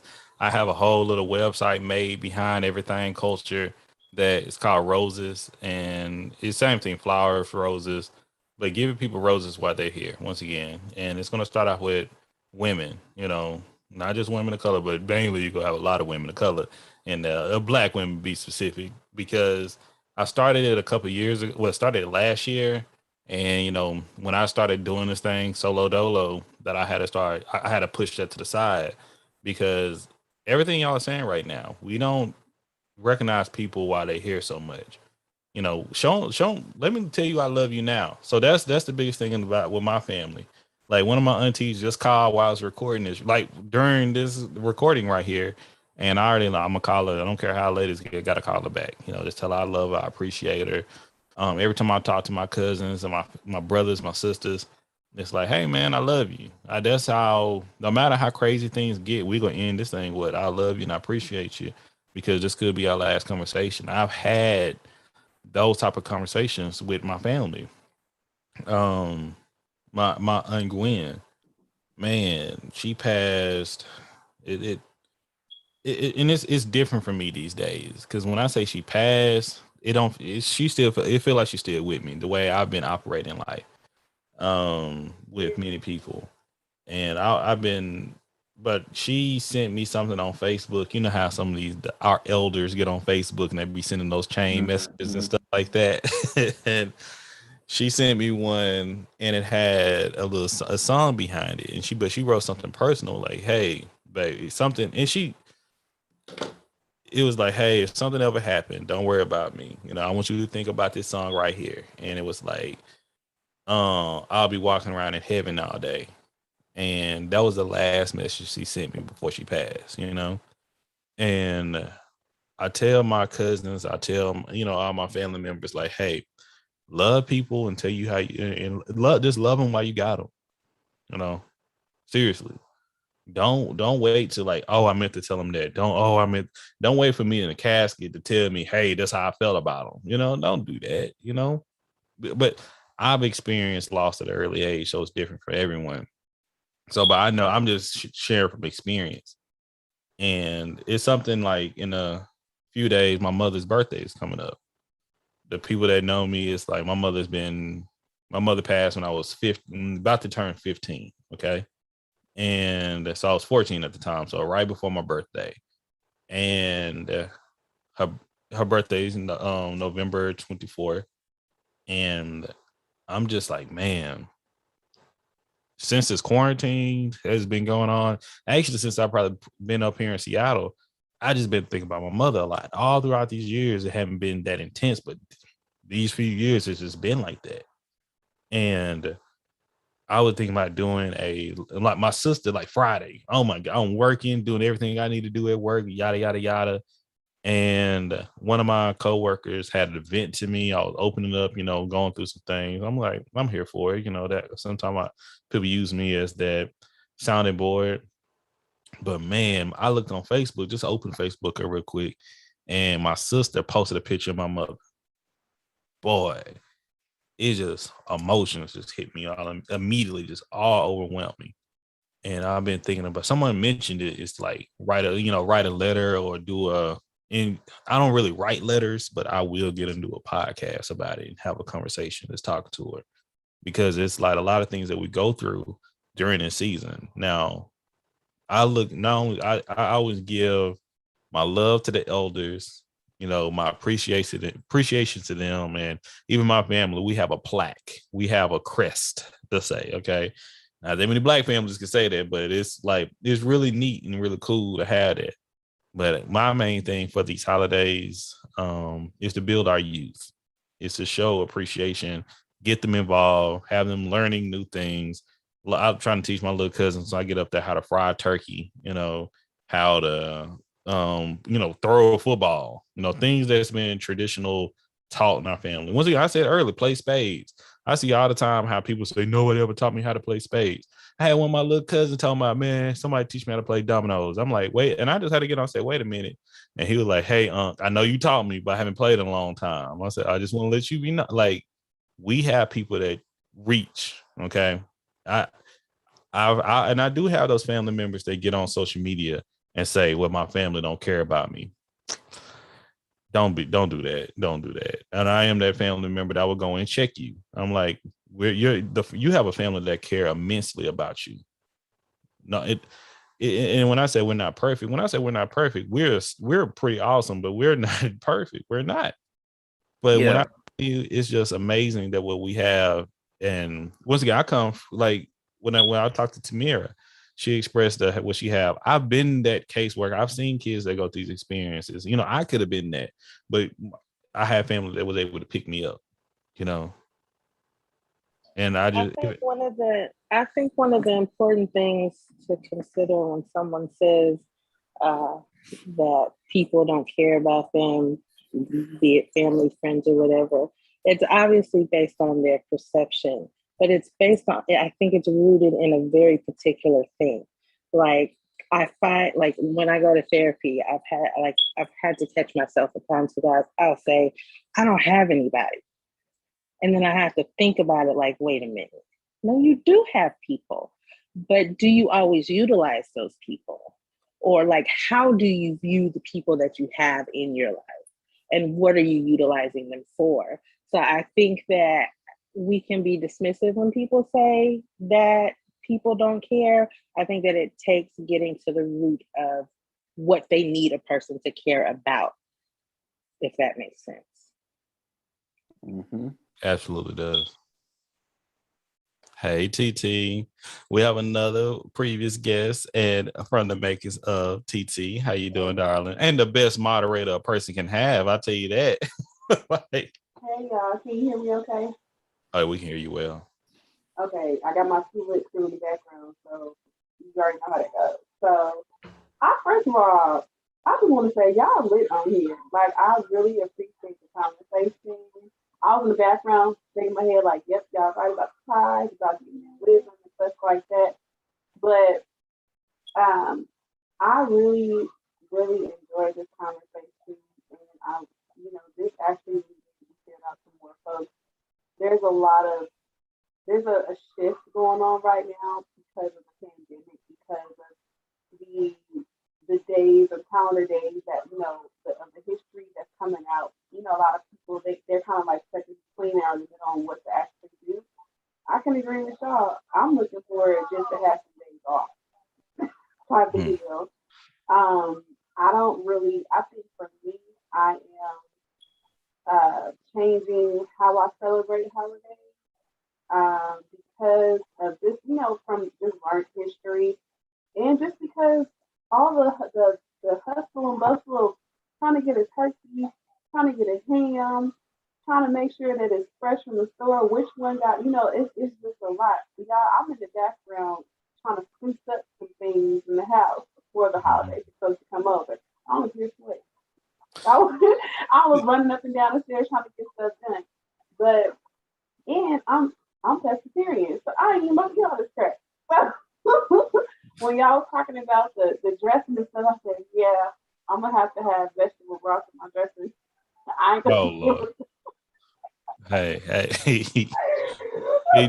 do as you do. Once again, I'm trying to get more people. I was hoping for a more inclusive, panel. Right. But hey, Yeah, this is I got perfect. Who's here is who's here. I've always said that from the start of everything culture. Who's present, who's going to represent, because these traditions have been taught to us, and how. Like, once again, we just got finished talking about our elders. This is who brought to me. Okay. There's a lot of things that I believe that are necessary. I am that, like, man, still, and I married a person that feels the same way about some of these same things. It's like the house got to be spotless when family come over, and it is spotless no matter what. But it's like when things come together. Yeah, I am going to earlier. I ordered my turkey. Once again, we only eat one type of turkey. You got the deep fried turkey. My dad, he does a deep fried turkey, every year. And I mean, I think honestly for me, aside from just my choice of eating, for me, I just like the time just to sit and enjoy time with family, even with having family over, because we're still in quarantine type of deal, even though the world is open back up. It's a little different. I went to visit my grandmother. She's in her 90s. She'll be, I think, 93 or 94 this year on the 29th. And God bless you. You get to see. It's weird seeing my elders, in this state, can't really do too much, can't really move around. Like this particular one is not able to move around too much, but she has the heart of gold. You know what I mean? And to just be able to see her this year, I couldn't hug her. I still had to have a mask around her and stuff, but it really makes me think, as what Samira was talking about, saying don't take it for granted. Yeah. Hey, trust me. Oh my goodness. Like, okay, something. These topics YouTube always makes us go into something totally different. No, because this is part of the conversation. Because now, like, for instance, my one of my cousins, love you, man. I heard, and I need to reach out to him again. But I heard that, okay, my family, we're taking the vaccine serious. Okay, now, I know everybody doesn't get the vaccine. The reason I got the vaccine because I go to the gym, I work out and stuff like that, and then trust me, people ain't that clean anyway. Okay. I have elders in my family, and just like Victor was saying, I have some extra elders in my family too that say some things that are not so kind sometimes. All right, it comes off a little aggressive. All right, and I have a cousin. He's absolutely against the vaccine. He's absolutely against most vaccinations and things of that nature. What he says. He's against the masking, the whole nine, and he's a strong-minded person. Love him, and he listens to the show. So I'm talking to you, man. And the family's like, hey, I had to put it now. If you come into the family dinner. If you come to Thanksgiving dinner and you're not vaccinated, you're not masked, don't come. You can't come. And that's like shit. You know, that's like a real hard, blow that say you. And I know how he loves family. He loves family. We love him. I'm not gonna be there either way, you know. And if I was there, I would still make time to go see him. That's me. But what I know how Bella feels. I know how Bella feels. But I know she's in the middle on some of these things too. I know you are. But if your family, do y'all have that experience that y'all family are like y'all are cautious of who's vaccinated and who not, especially what we're dealing right now? Nobody's gonna ever that's vaccinated and is way to that side. Nobody that's vaccinated is ever gonna fucking believe that I'm a little bit more safer than them unvaccinated. I'm about to do it now. I'm gonna mute myself. I'm about to log all this shit and I'm about to do it now. I literally have to test weekly for my job simply because I'm not vaccinated. And the fact that I know that I get something every week that says green, you're good to go. Green, you're good to go. And everybody that I know, oh, I'm vaccinated. I can go to this day party. I could go to this brunch. I could do this. They're moving so much more wild than me and other people that are not vaccinated. My friend that had a Friendsgiving, she actually had one. A lot of us work for DC government. A lot of us are not vaccinated, but you know what we did do? Take our test last week and we're around each other and all our shit came back. You know what I'm saying? It wasn't, oh, you had to show it to get in, but we already know what, you know what I'm saying? We already know. Like I would never do that to my people. I wouldn't say you gotta. The thing about it is, this is what I told my uncle. He came around. He refused to take his mask off. He didn't want to hug nobody. Didn't want to do shake hands, do nothing. But when it was time to eat, the motherfucker took the mask down. Slim, we sharing the same air anyway, so you should have just came through the door without it on. If you was coming to get a plate, you should have got your plate and rolled out if you didn't want to be around us. When you take that mask down, it's the same fucking air, my guy. I'm telling you, when that food is involved, people change their mind about shit. Just let you know that the purpose of Thanksgiving, what they tell you what Thanksgiving was is the truth. But what actually happened is a lie. That's what I'm saying. That's what I'm saying. The purpose, food will bring people together. But when people poison your shit, yes, they will. You gotta be careful of it. I'm with Bella on this. I am not vaccinated and I will not be vaccinated. I work from home and I run my own business, so I don't ever really have to test either. I've never tested before. And, you know, knock on wood, I've avoided it the entire time. In my life, but I'm cautious. I don't necessarily, you know, like go around 600 people. But I also live my life. I've been traveling the whole pandemic on airplanes, vacationing. Like my life has not suffered in the slightest bit. And I do what I can to maintain myself. I think that, you know, I respect people's decisions, you know, and I understand that people have made the decision whether to be vaccinated or unvaccinated for various reasons. I think that the middle point for a lot of it is fear. Either those who have been vaccinated are fearful of catching it and passing it to those that they love. And then those who are not are fearful of it being something that they're unfamiliar with.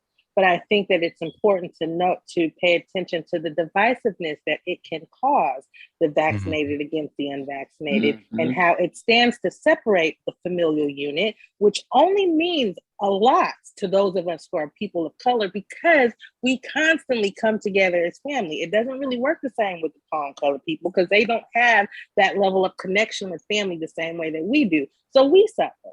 We suffer when we put those things in place that says, well, if you're not this or if you're this, you can't be around. And I think I understand that most of it is rooted in fear, but it makes me sad. It makes me really sad. No. Agreed. Agree with that. And make that 3 people that's not vaccinated, because myself, I'm not vaccinated. Now, the thing is, unfortunately, back in January, I had COVID. I wouldn't wish it on nobody. I'm good and I'm all good now. But even now, I know how to protect myself. And be mindful of where people go and stuff. So, and I try not to go out that much. So it's like I've been doing just fine without the vaccine. So, and also with the vaccine, you don't know your side effects and how it's your body's going to respond to it. So that was my caution, because I heard stories about some people getting blood clots from the vaccine, from having the vaccine, and some people that didn't even have COVID, they got the vaccine and they still got it. So it's like, it's just some things I just don't trust. No, absolutely understand. Once again, and I'm one of those guys, say it over and over again. I ain't gonna force you to do what you, and I'm in a work field that now at work I have to put down what we put down for the CDC. Like, unless you have but we do accept exemptions for religious and medical reasons. But yeah, you got to get that vaccine at my job. You feel me? Unless you gave us an exemption. But with family, it's hard to say about family. Now, for the elders, I would, man, if I was in Texas, I would still be around him. I'll still come around and spend time with him, the whole nine, even though once again it's worried, because I've had people in my family die of COVID. You feel me? I've seen people younger than me pass. Okay. Like, and it's hard. Once again, I got it because I'm out in the gym. I'm very protective, and I live in a state where, not only the state, but the city where this all started in the USA, And I remember when this thing popped off, it's like, damn, this shit for real. Okay. Bella and I used to talk about this all the time. And we used to say, before this stuff really cracked down, it's like a lot of people go. A lot of people ain't gonna make it. I remember was steady saying that, and shit. 2 years later, chapter 2. Yeah, chapter 2. And I posted something earlier this summer. It was a body bag, and it said COVID-19. And I was telling people, I was like, y'all think this shit is over, and it's not. And my employer actually at the time, they asked me honestly, what the fuck was I made of? And literally those words, because there were 4 of us in the back, and we were out for other purposes. I'll just say the prep room. And there's 4 of us in the prep room, and 3 out of the 4, which I wasn't, I still got COVID. I didn't catch COVID. So they was like, because they kept pressing it. You need to get your shot. You need to get your shot. You need to get your shot. And in my head, I'm being respectful. I'm not going to get the shot, blah, blah, blah. So then one day, me and the owner actually went back and forth. He was like, you need to go get your shot. You're anti-vax. And that's when I went off. I was like, back that shit up. I'm not anti-vax. What I am is anti this right here. You know what I mean? I said, then don't put that on me. I said, words mean things. And so that's when he realized I wasn't one of them little regular hood boogers that's be up in his motherfucking establishment working. And I was like, you're not going to play with words with me, because to me, words mean things. And we're not going to play that fucking game. So then when everybody else out sick and I'm the only one in there, it was, oh, thanks for doing a good job. And I just don't know how you didn't get it and everybody else did. Motherfucker, because I'm that bitch. But nah, for real, you know what I'm saying? It's just like. so like I haven't had it, thank God, because man, I be worried like if I get this shit gonna take my little ass down. When women be talking about guys be so soft when they get sick, I am that motherfucker. Okay, when I get sick, I am out, man. Like, I'm telling you that now. Listen, whenever I was sick, I was still functional, but that shit right there, it had me out. I'm like, God damn. You get laid out all the way. You can't do. I had to do with no medication, so I was pregnant. So when I tell you that was the hardest, and this was before, because it's been out for a while. And I was sick for 3 weeks. And the only thing I can do was ginger and lemon. And the only thing that they prescribed me, they was out of it 100 miles, and 100-mile radius. When you got to fight that was the hardest. When I say the hardest thing I had to do in my life, just being laid out, you can't breathe. I remember I was in the shower for 4 hours because I couldn't breathe. Just standing there. See, you can't do nothing. And I hear those stories and experiences. And once again, when I go on Facebook, it's the hardest thing. Like, hey, y'all, pray for my so-and-so that have COVID. And I'm friends with they so-and-so. And I'm seeing that post, then the other post. Then I'm like, hey, yeah. And then they be very ambiguous. Then the next thing I know, pray for other parts of my family. We done lost, man. And that shit is hard, man. that is hard to see. That's like, I knew this person, you know, and this once again, and I'm still not push. I don't push, like, I got some friends. Y'all know who y'all are. Like Bella, I don't push her because I believe she's responsible on many things. A lot of, just like, I'm the same way when I was in high school. I was that friend. I'm gonna look out for my other friends, unless those friends know how to look out for themselves, and I don't really worry about them too much. And when I didn't worry about one of my friends that much, he ended up dying, legit. Okay, and when I tell you, I'm like, man, y'all take care of yourself. I got a homeboy that he has high blood pressure. He pre-diabetic. He have all these other issues, and I'm like, hey, man, are you vaccinated yet? Because he go out all willy nilly. Everybody else in this family vaccinated, adults, but he ain't. And I'm like, bruh, man, I mean this from the bottom of my heart. I'm not trying to make no post about you, bruh. And that's, once again, as Tamira said, it's my fear. Business is booming. You hear me? And I'll be talking to Bella and the work she do, you know, mortician. I'm like, we know nurses, I know doctors, I know people that's like, and these people know this about me because I didn't have these conversations with them when this vaccine, way before this vaccine came out. I was like, I ain't taking no damn vaccine. Hell no. Woo, woo, woo, woo. The nurses and the doctors I knew, black people that I know, they were like, nah, I don't take no damn vaccines. They were all against it until they did their research and when I saw the people in the professional points and things got this shit now, that's when I was like, okay, I'm gonna have to get this motherfucker. You know, just and once again, even with my wife, I didn't pressure my wife to get it. I actually told her not to. I said, let me get it. Let me see how I feel over the next month or so. Then you make that decision. You know, you give we people can't free even will. get into no establishment unless we show that we had the test or we got vaccinated. Same here. But once again, that is in Cali. That's on the West Coast. Okay. You bring your ass to Texas. Let me tell you something. We're not going back to Texas. I'm going back to Texas. Let me tell you something. No, sir. I'm California. Where are you that you're having to show stuff? I'm in Southern California. I ain't showing nothing to nobody. I'm in Northern California. Near San Francisco. I was just in Sacramento. Oh, that's where I'm at. Yeah. Oh, you're in San Francisco. San Francisco. It's like New York. Yeah, you can't get in. No, yeah. I think for me, because I'm newly vaccinated, and I'm not. At first, I was like, no, I'm cool. I'm not gonna, I've already got sick, but it got to the point for me when it was like, okay, well, I cannot go into my grandmother's house to be around her. I'll be tortured. I can't go into her house. And then it got to the point where they started in San Francisco in the Bay Area. You can't get in nowhere really, and then I started wanting to get back out to go to different places, different establishments, and you either had to have that rapid test, and it was hard to get appointments. And on top of that, if you want to go into like certain places to like, pretty much like resume what you've been doing, before all this hit, you gotta have a test or you gotta be vaccinated. So, and I ain't gonna lie, y'all might laugh or think I'm foolish for this. I don't care because it's freedom of choice. I'm trying to go to Hawaii next year or, other places, if it's safe. You said to Hawaii? Places, yeah, certain places.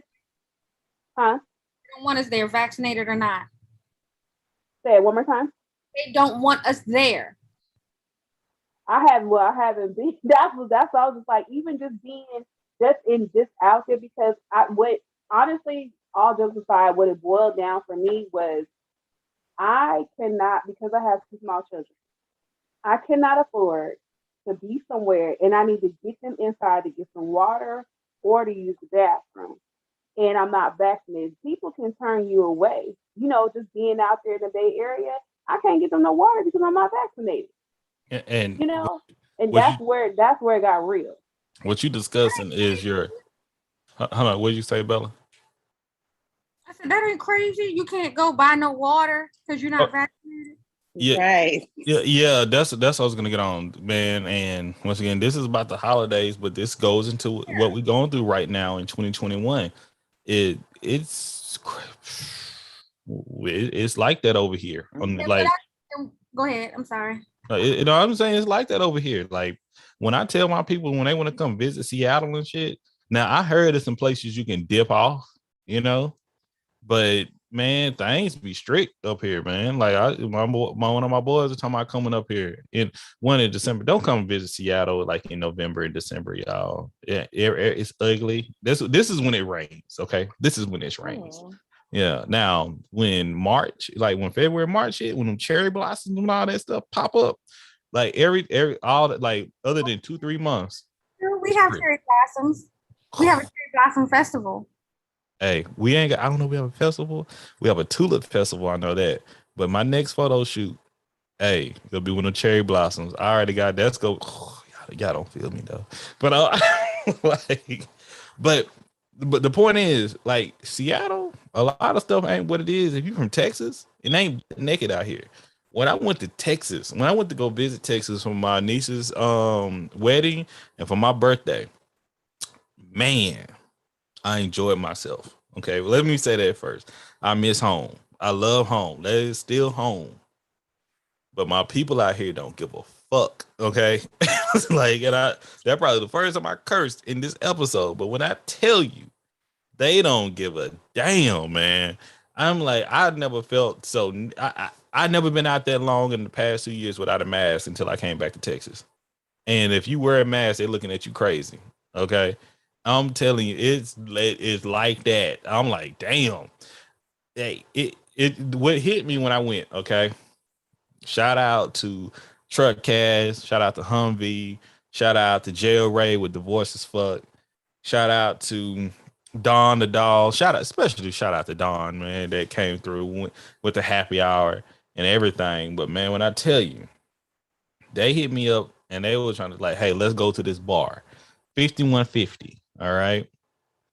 The bar, and it was like, I don't go to do the whole club thing. This was right across the street from Turkey Leg Hut. So this is like 1 a.m. in the morning.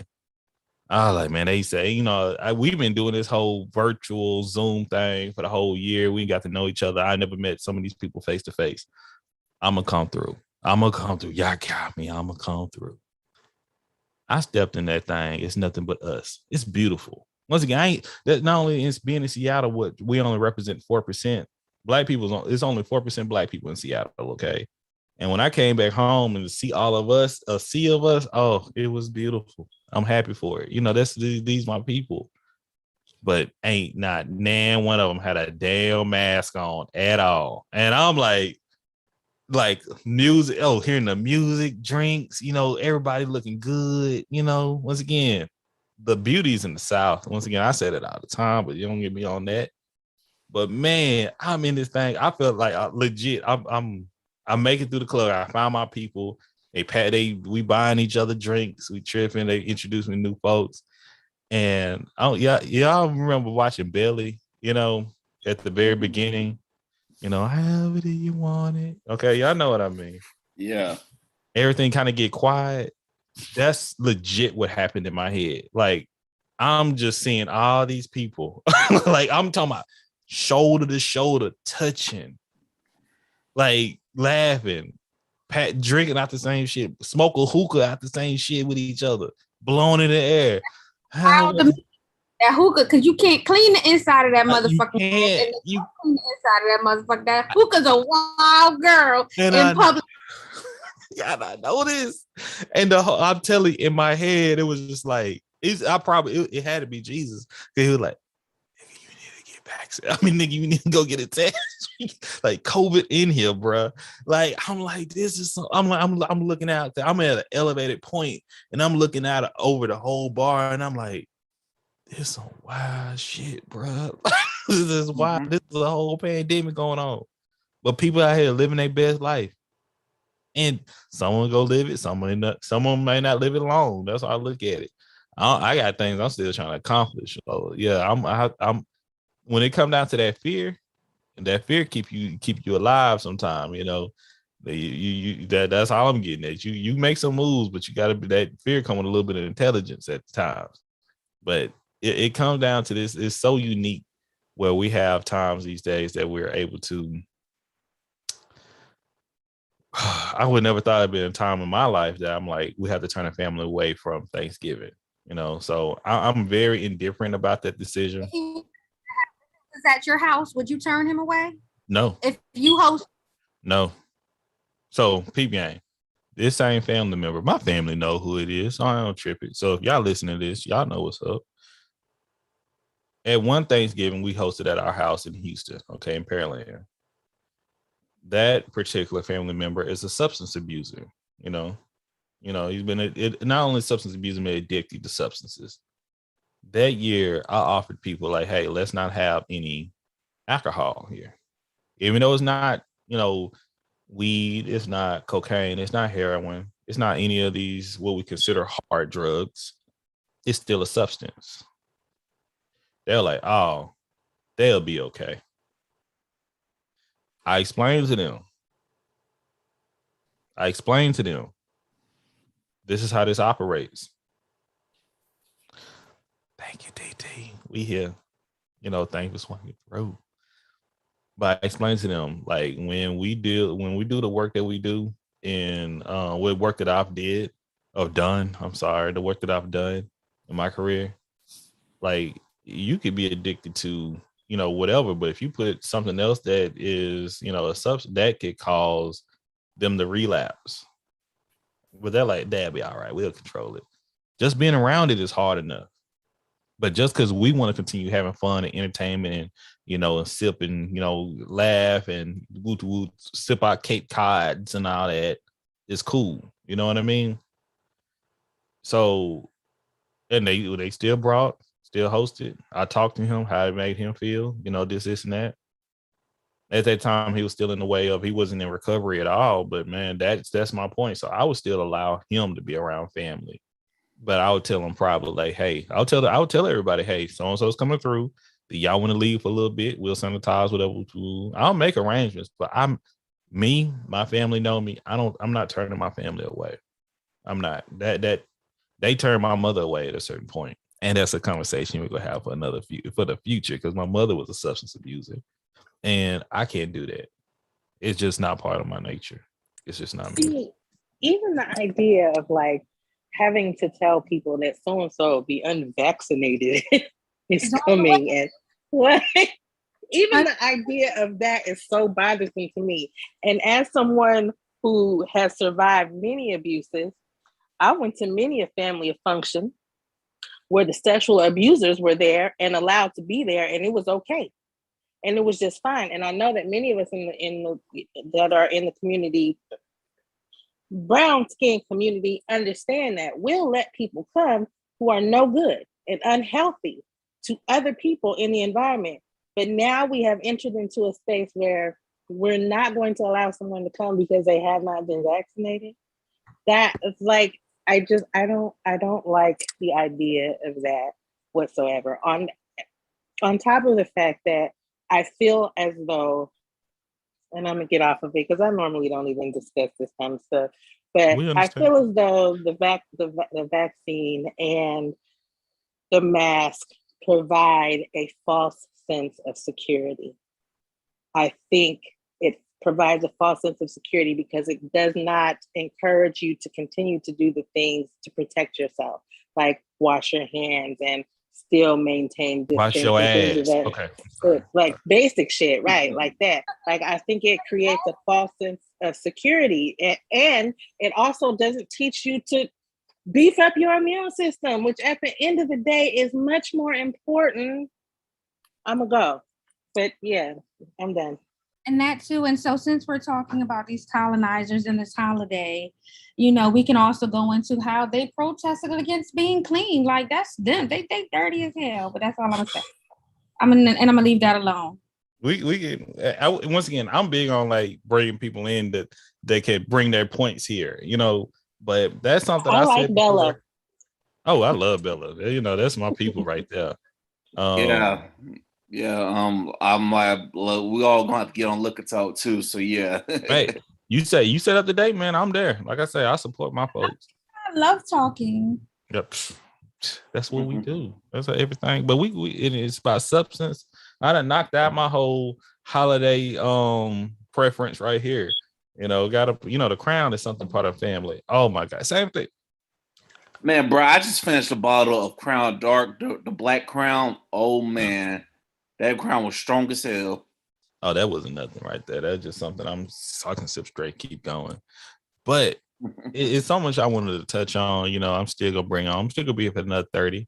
But like I've had family with substance abuse, man. That like we had a cousin that we lost. Rest in peace, Mark Carroll. Mark Carroll, by the way. My wife forever thought his name was Mark Carroll. And because that's how we once again we country as shit. Like that's what it is. And he used to still sport a relaxer, still had a jerry curl to the day he passed, you know.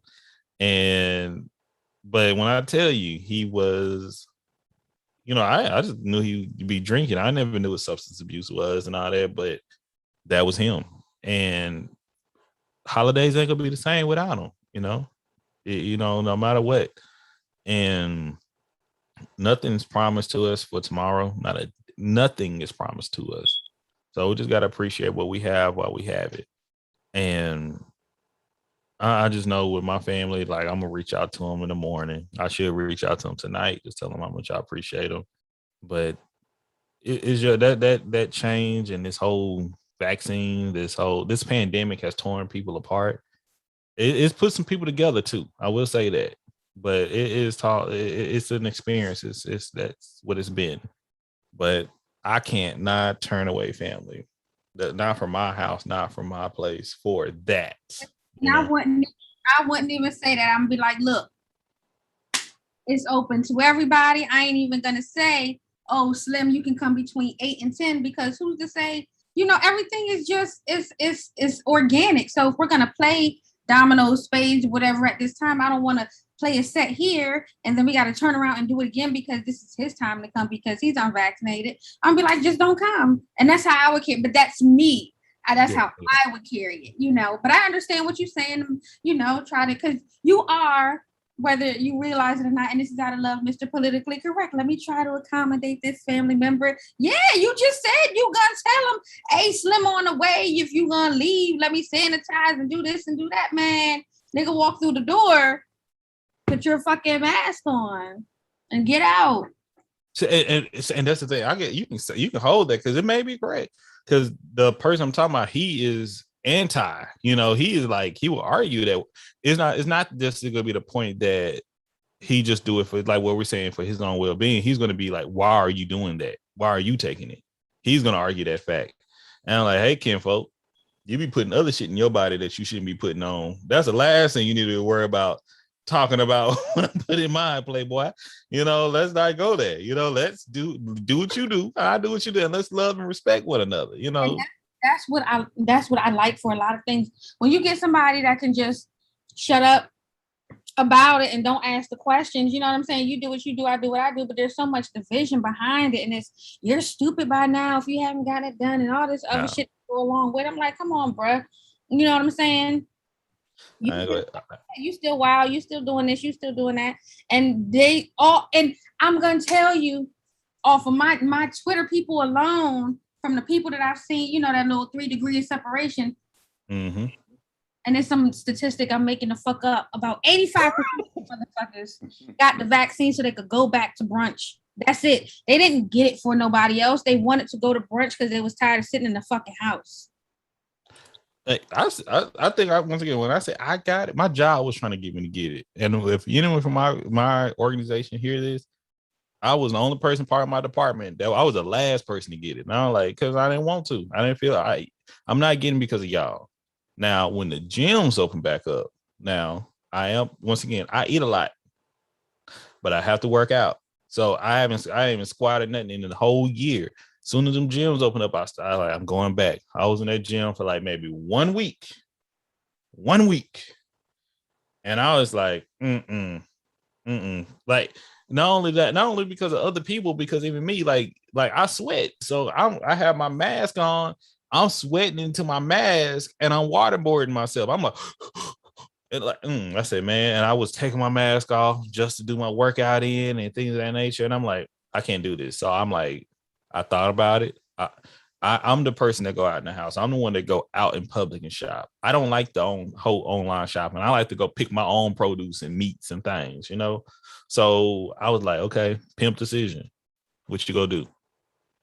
And I was like, hell, let me go ahead and I get it. feel that gym shit because that's why I've been paying for my gym membership for about 6 months. And you ain't been going?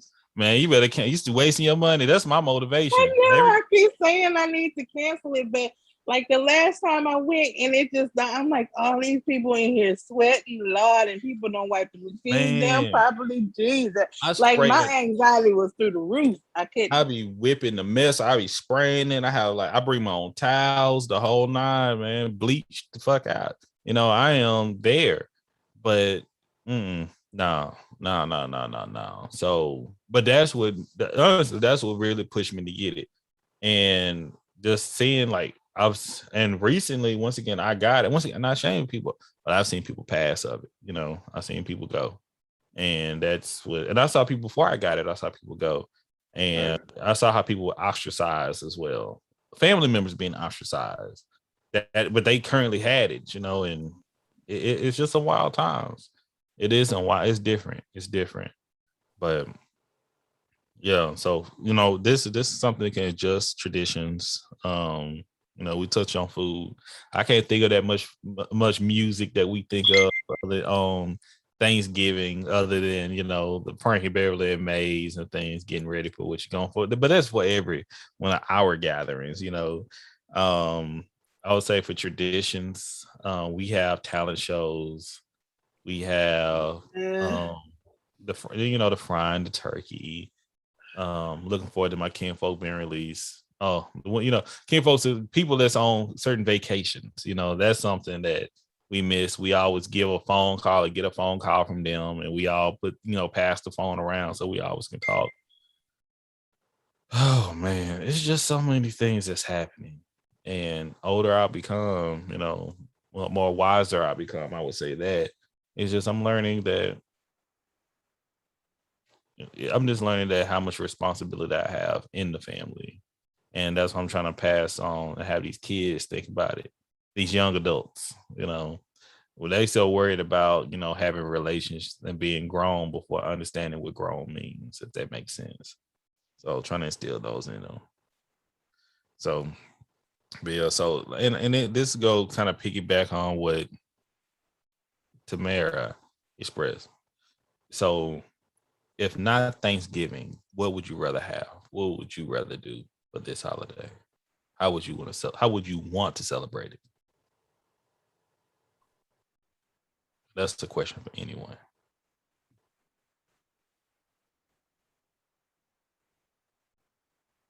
Yeah, you can. I mean, I don't know, because I'm not celebrating Thanksgiving this year either. So, and this is actually my second year not celebrating Thanksgiving. And I'm not tied to it in that way anymore. I think I do respect and appreciate that, you know, it is a time where we traditionally come together as a full family and all of those things. But I would like to see that just happen randomly, you know? I would like it not to necessarily be tied to a particular day. And I guess the more I separate myself from the actual holiday, the more I'm more invested in like just calling up family, like, hey, what y'all doing? Like, you know, let's go to dinner, or, you know, let's meet up at so-and-so's house and have game night. And I think that's missing. Like the little time that I did have with family, there was a lot of that. Like I can remember the older generation, like they got together all the time. Like they was always doing something in the basement, partying, this, that, and that. And it wasn't tied to a holiday. And I think we do a little bit less of that, or that might just be my experience or what I see. But I would definitely like to see more of that over coming together on one day. But, you know, I don't know. That's just my take on it. No, I feel it. We be working. Well, like if I was still in Houston, we'll be coming together all the time. That's how this podcast was started. Me and my partners coming together. Start out real conversations, then they end up doing a little something different. Then we end up going down. Once again, if y'all go listen, y'all better listen soon. The first season, if y'all listen closely, the beginning episode, we be right into the conversation, be riveting and the whole nine. We take that one break, and then they be like, yeah. It wasn't me, but a lot of other people be a little out in a different world at that time. So, but it's just that point, that connection. And wife and I was having a conversation. Oh, more and more we become free. More and more we get an advantage in life. We lose some of these things that we had to have or we were just around, if I'm making sense. Let me try to explain it. I think of it like the church. The church was a pillar in the community. You couldn't do nothing without the church back in the day. But now, since things are better, we've made progress. Not only we don't really need the church as much, but we don't really need the village as much as well. I don't believe that, but a lot of people stray away from it, because it's some bad, and that's why you have good and bad, and no matter what you have in this world. And that's why I look at Thanksgiving. Like, I speak about a certain family member. They have done some things that were very inappropriate. They have done some things that our family and our traditions, we do not support. And we support a lot. Okay, we support a whole lot, and that's what I'm talking about. When you speak down on family, like you were saying, we support you. How we don't support you? I would like my family to listen to everything culture and should share it and do the whole nine. If they don't do it, does that mean they don't love me? Absolutely not. They still love the shit out of me. This may not be their cup of tea. I got some cousins that like to sing or rap. They're not good at it. Okay, I'm gonna support you to the extent, but I'm gonna keep it. If you ever ask me that direct question, I want to give you the direct answer. I promise you I will. But I also give you some feedback and how you can support it. Or I can tell you that's just not my cup of tea. That's not the type of music I listen to. I tell people now, like, if my cousin will love Uzi, like, hey, I don't listen to Lil Uzi. I see you being successful, Kinfolk, do what you do. I would share and keep going, but you ask me, this ain't your cup of tea. But I'm like, maybe it's somebody else's, I'm that type of family member. If you in college, I'm gonna ask you how you doing in college. What's going on? Well, why you asking me about that? Because, motherfucker, I'm thinking about giving you some money or helping you out. That's why. I ain't gonna support something that I'm wasting my money in. That's how I look at it. Because when I was a kid, when I was in college and I was in school, when my aunties or cousins and all that asked me how I was doing, I'm like, I'm doing well here, I'm struggling there, this getting me right there. It's a simple question. Just give them an answer. I see some things on TikTok and some of these other social media, they be ready to clap back. I am ready for any of my family members to try that clap back shit with me. I am going to hurt your fucking feelings. I'm going to go to you and your mama and your grandmama because I know everything in the family. I'm talking to all y'all, and they know that too. Okay, if the young ones don't know that, y'all better get to know it. And as I'm like, y'all just, but that's me. I don't know what but I wouldn't. But the family that know me, the older ones, they know that I can get there. But the young ones think I'm the sweetest motherfucker ever. I would never, and I'd be like, I don't, because we don't need to go there because I'm gonna treat y'all with respect. I'm gonna treat everybody with respect. But that's something that I look for in this family. And for the holidays, I love them. We have the good stuff. The bad stuff I overlook so much. I sometimes I forget. And shout out to my uncle Rod. He said it before. And I know somebody said it on, I saw TikTok, just time doesn't make excuses for things and all that. Does time heal wounds, whatever the case may be? I think apologies are always necessary and a clear communication to have that. Because that's the pillars of everything: cultures, respect, communication, and consistency. Even myself, when I'm mad at some people or something, sometimes it takes time for me just to, okay, I thought about it, my emotions are not as high as they were. Let's have this conversation, or I can apologize about this. This is the time for us to have that. But I believe we live in a world of petty. I think we live in a world that I have to get my lick back. We do, and I think that we kind of need to stop saying that time heals wounds, because time don't heal wounds. Time don't do shit except keep time. What heals wounds is introspective clarity. That's what heals communication. Well, it's not even always respect. Communication. It's introspective. Communication and respect. It's going within, because I have many. My mother pushed me off a bridge twice. My aunt almost beat me within inches of my life. I've had a lot of experiences with people and no closure. Nobody has apologized for anything. Nobody has tried to communicate with me about anything. So when you have moments like that, what do? The only thing you can do is go within, because you're not going to get what it is you're looking for. And time ain't going to take care of that. What's going to take care of that is me saying, I didn't deserve that.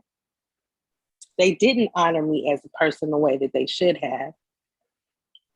But there isn't anything broken in me that made that behavior okay. That had nothing to do with me. It was all about them. And so that's me going within myself and determining that I am actually okay, because you get caught in the loop and you need somebody to explain it to you, because you're thinking, what is wrong with me? What did I do to deserve that? But the moment you realize it had nothing to do with you in the first place, then you can release them. And I had to learn that, because nobody in my life was able to rectify the shit that they did to me. And because of that, I had to figure out a way to move forward in my path and my journey of life, where I would have remained stuck, and time wasn't fixing that shit. That's just my personal perspective. You absolutely and thank you for sharing that perspective, because it's absolutely valid. It is definitely valid. And there's some extreme experiences as well. I want to be clear about that. Yeah. But go ahead, Vic. Yeah, those are some extreme experiences, but sometimes I will say accountability, because sometimes family members don't always want to take accountability for their actions. They're so keen on, oh, why is he not coming around? Why is he not doing this? Or why is he not doing that? Well, do you remember when you told when some people, when an uncle of mine told me, hey, if it was up to me, you'd be out of here? Oh, but I'm like, and this is me when I'm still trying to figure out what the hell I'm doing with life after graduate from college. And they're like, and then there's some other family members who can say offensive things, but nobody wants to take accountability. But yet they want to blow my mom's phone up like, oh, how's Victor doing? What's Victor doing? They always want to ask 50 million things about me, but they never want to take that accountability or say, I'm sorry, or I did this. And it's just, and also I look at it from my mental health, and it's like, I'm doing better without you. So I'm also looking at the standpoint of, I really don't get no benefit. I really don't feel the love. I feel like y'all just trying to attack me for something. So sometimes, though, if I come off as anti-family, it's like, look, my family ain't like y'all, ain't all loving like y'all family is. Or so I would definitely say that family members, you need to take accountability, because you never know what somebody's going through and what you can do to that person to make that person just not want to deal with the family. And everything y'all saying is not only valid, but it is valid. It's real. It's authentic, and that's why I have people come on and talk about the experience personally, because I talk about the experience. So with my mother, one thing I say about my mother is before she passed, she had the opportunity to apologize to everybody she may have done wrong. And I tell my family, like, I remember how y'all treated my mother. It's nothing, even though y'all helped me, they love the mess out of me. They love them some Brandon. Okay. But it's just like, but I remember this as a kid, and I look at how I have a relationship with my brother. All right. One of my brothers, I have several brothers. But if y'all in part of the family, y'all know what brother I'm talking about. Y'all know don't have the best relationship with him. And he may go around and say family don't support him. He may say, oh, we don't do this, we don't do that. That's an absolute lie. He's the one not taking responsibility for certain things. And the reason why it hurts me, because I look at, if it wasn't for certain people, if it wasn't for my family in total, I don't know where I'll be, you know. And maybe it's because, like what, you know, Bella kind of mentioned, alluded to, like I may be that PC. I am trying to bring everybody together in my family as much as possible, even the ones that we don't have to agree with all the time. I think I look at my family as the whole Black culture. How in the world I'm gonna bring all Black people together if I can't bring my own family together, you know? Because we all different. We all have our different perspectives. And once again, I absolutely agree. If we hurt somebody, it's easy to be sincere and mean and try to rationalize and get to know their feelings and mindset and where they come from and apologize. You know, it's so easy to say, hey, I see your point of view and I apologize how I made you feel. If those are not my intentions, and even if those were my intentions at this time, once again, I'm sincere, apologize for me coming off hurtful. People haven't received that, and some people don't know even how to do that. Mm-hmm. I think especially with the older generation, I think part of it, like my mother, for instance, her childhood was traumatic, like severely traumatic. And I think sometimes people are like, well, I survived it. Yeah. I survived it. I don't think that all the time, and this is not, this isn't the rule, but I don't think that all the time it's that people just don't feel bad for what they did. I think they just think I survived it. And because I survived it, you can survive it too. And I think that has a lot to do with just generations of traumas being passed down and passed down and passed down. And no one ever really being the person that steps in and breaks the cycle and creates a better way of dealing with those traumas. I am that person in my family. That didn't exist before me. Now, that doesn't mean that, I excuse my mother's behavior, but it definitely means that I give her a level of understanding that she might not have been afforded were I not the cycle breaker, if that makes sense. No, it makes sense. Absolutely does. And once again, man, I appreciate y'all for, dropping these gems and because again, this will be out and this is something people need to hear. And that's why I love because everything that come out of my mouth is not correct. That's the main thing with Everything Culture. This is not a podcast of me talking just to talk. This is me getting to know people. And I really hope to have more people on here to have some of the similar or some experience that we never felt before. I really want to have an Indigenous person to come on and talk about what does this day mean to them? Do they look at this as a day of, celebration? Or look at this day as like, hey, chill out, man. This ain't for us. But you got time. I think you should put that call out on TikTok. See what you get back. Yeah, I will. I have before. Once again, I got to go all the way back. I ain't made it on the platform where I'm at with the amount of people I have. But I've always, since day one, it's been my main thing is getting to know people.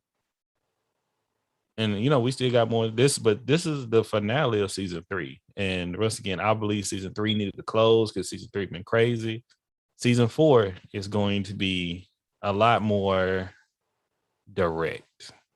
The conversations that we intend to have is going to be hopefully, how do I say, once again, 1 is diverse, 1 engaging, and 2 informative. We want to have fun, but I really want to talk about child welfare. I really want to get into that whole spectrum. I really want to get people to understand what it's like being a caseworker, what it's like being a kid coming from care, what it's like being a caregiver, what is it like being a parent, what is it like being an attorney, a judge. I want to have that perspective. I want to have a conversation talk about people, body dysmorphia, body modification, loving the way you are, loving the change, no matter what, how does society look at what we call beauty? These are the things I want to discuss on season 4. We'll talk about substance abuse in detail. You know, what is like being that person that when you reach that feel, what does it make you feel like? What is like being a family member that has someone that's substance abuse? What is like being the substance abuser? What is like being an addict? What is the things that you've lost or the things that you may have gained throughout your process?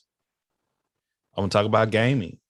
You know, coming up, you know, what is like growing up in the era of, you know, I remember, you know, when Nintendo and, you know, Super Mario and Sonic was just coming out into what gaming is now, where you can get paid. I remember as being a little kid, I would love to get paid playing video games. I be playing, but I ain't good at video games like I used to as a kid. I done lost some of them skills. You know, people be on a whole different level. What is, and it's just these certain cultures that we hold on and hold dear, and these behaviors that we may don't know anything about or may hold collective together. So that's what season 4 is going to be about. So I'm always looking forward to hearing more from my people, from y'all, the community, because we can't do this without, I can't do this without y'all. So I want to take, you know, time to say thank y'all so much for even coming through. Thank y'all so much for listening. Thank you for tuning. Oh my God, website will be updated with some new things and new merchandise too. But you know, going into this holiday season, it's going to be, you know, more every year is going to be different every year. So with this year right here, I want to make sure just like, hey, hearing my community, hearing how they feel, hearing their thoughts, hearing their perspectives, because I take that to heart. So before we hop off, you know, a few minutes, I want to make sure everyone have an opportunity to shout themselves out. You know, where can we find y'all? Where can we listen to y'all? Where can we just, you know, creep and, you know, look at y'all stuff on IG or Facebook or your TikToks? So what's the best way for us to communicate with y'all? Where can we find y'all? Well, I'm on TikTok as T Tam Tamira. And where else am I? My business, Vegan Soul Sisters. You can find me on Facebook. I have a business page and a group which is for women of color only. I'm also on Instagram under Vegan Soul Sisters, Twitter, Vegan Soul Sisters. And I have a few podcasts on Spotify under Manifest Healing Now. That's it. We started. I did not know you had podcasts. This is new. I did. I told you. I was podding for a while and then I stopped. Lord, okay, well, let's try to rev that back up for you. Yeah. Yeah, that's how you can find me though. Okay. I know Bella, she's still on the conversation, but Victor, where can we find you? All right. You can find me at Liquor Talk Podcast. That's on Instagram. And if you want the podcast, it's Liquor Talk Podcast on Apple Podcasts, Google Podcasts, Spotify, iHeartRadio, YouTube as well. Now, if you want the man behind Liquor Talk, on Twitter and Instagram, it's Real V Jones. I'll follow back on everything. Go ahead and tap in with me because I'd love to have this conversation again on Liquor Talk. I'd love to have everybody on Liquor Talk. Drake, that day is coming soon, so I'm being very in touch with you. Hey man, I just realized you're the only one on here that haven't had the makings of you, so we got to set that up soon. Let me know when you about to do season 4. So let me know. Oh, the making of you is all throughout. You know, that's my thing. We can do that anytime. That's something to keep people going between seasons. So really, the work never stops. Ooh, I got you. It never stops. But so, like with the seasons, This is an episode. This is a panel of people. But the makings of you, so it'd be the makings of Victor. It'd be an episode with just you and I having a conversation about you. Mm-hmm. So that's what we do. Okay. And let me see if I can get Bella's attention. I don't know if she can hear me. I know she's on the phone. But you can find her at Bella. I think it's The Guy. Let me make sure I can Google it so I can find her. So I know she's on Twitter. Or you can find her. Oh my gosh. Let me make sure. I want to make sure it's Money. Okay, yeah, it's Money Morticia on Twitter, Bella the God on YouTube. She got a she does a vlog on YouTube, Life, Lust, and Lies. Make sure to check her out there. Great content. She talk about dating. She, once again, if y'all heard it at the beginning, that I'll probably go cut all this out in the episode. But she talks about, when the pandemic started and how some dude tried to holler at her and he gave her some copy and paste type of script. And she talks about her love life. She talk about the relationship she has with these gentlemen, how dudes be coming up with pen and they cabinets and stuff like that drunk. Yeah, it's some wild stuff, but it's some real stuff too. Once again, that is her. She is a very open book of a personality, but a good-hearted person. Been chopping it up with her with the social media life for some time, but great, once again, great creator, great mother, throw spirit. She out of that Prince George. If y'all want to know more about her, listen to the makings of Bella God season 2. She was season 2 on the finale, and yeah, that's the best way to follow. But hey, once again, this is your host, Mr. D713. You can find Everything Culture on where you listen to a podcast. You can listen to us on YouTube, and you can watch us on YouTube as well at Everything Culture. And you can find us at our website at www.everythingculture.com. Bella, I just did your whole shout out right there. My name, so I was like, "Ooh," because I was talking to my coworker. Yeah, do your work, get your work. But yeah, so but we closing out right now. It has been, we ending it right on time. But everybody, go to YouTube, Bella the God, watch my series. It's a whole show. It's fun. It's entertaining. If you need some background noise, but I edit it very well, so it's like lots of graphics in there. I know you just gave me a shout out, but I'm sorry. I was over here talking. Go watch my show. Season 2 is up. Oh, and I asked, and once again, Bella and Tamara, how can Everything Culture support y'all? You honestly do it. You give me shout outs and all that good stuff, and you always be like, my girl Bella, and you retweet everything, and that's all I ask for. You know what I'm saying? Just share it. That's all you can do, is just share it, because one day it's gonna end up in the right hands. Right, like that. Well, for me, it's the holiday time. I'm trying to sell some merchandise. So like, if you could push Vegan Soul Sisters a little bit, I got some cute shirts for ladies. And you don't have to be vegan. Like I took my shirt off, but it's cute. I got some cute shirts.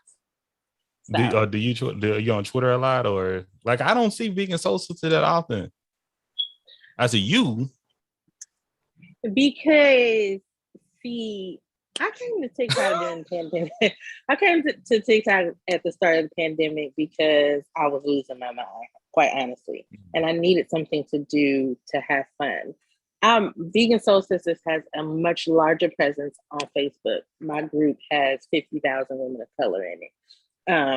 My business page has over 35,000 followers. So that's where a lot of my stuff is.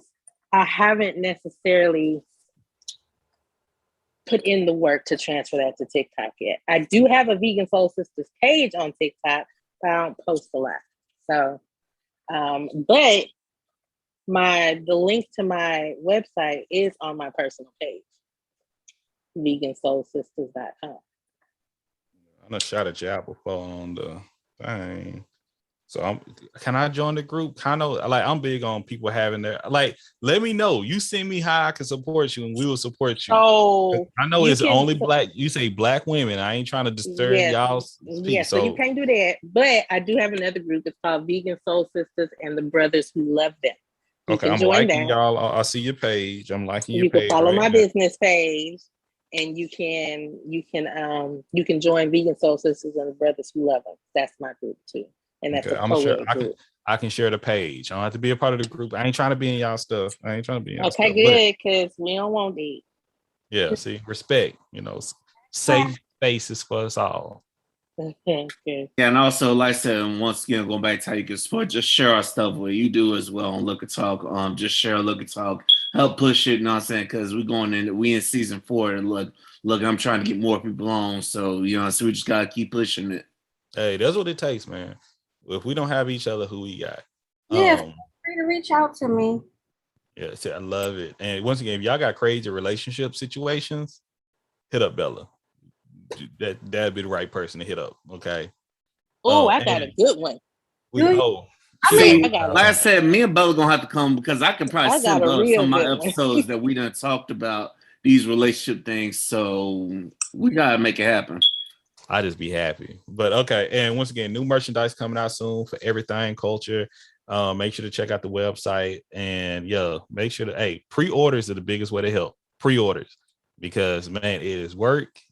Everything I do is Black owned, and we push. And hey, I appreciate y'all. We love y'all, and understand the mission statement comes in the words of Dr. Martin Luther King Jr., and that is he believed that men hate each other because they fear each other. They fear each other because they don't know each other, and they don't know each other because of segregation. Because segregation and miscommunication. So the goal of everything culture is to have a platform built off respect, communication, and consistency, so we get to know each other and love one another. See you all later, and God bless. Peace. All right. Good job, everybody. We still live too. So I'm about to end this live too. Thank y'all, YouTubes. Thank you, Echoes. Echoes from the Honeycomb. This is my first time seeing you. Appreciate you being here. TT, thank you so much for being live. I'm glad I remembered that was on live before I start seeing some wild shit. I'll be forgetting my YouTube stuff, but hey, I'm gonna start bringing, because usually I do this every Sunday. I usually do this every single Sunday, and I stopped for a while after my best friend mother's passed, because it's like I had to take care of myself. Okay, going through some things, but yeah, I appreciate it. Thank y'all so much for even being here with the lives and the YouTubes, and Facebook. They feel a little neglected, but we'll be back there too as well. But hey, appreciate the subscription, appreciate the sharing, the whole thing. But peace.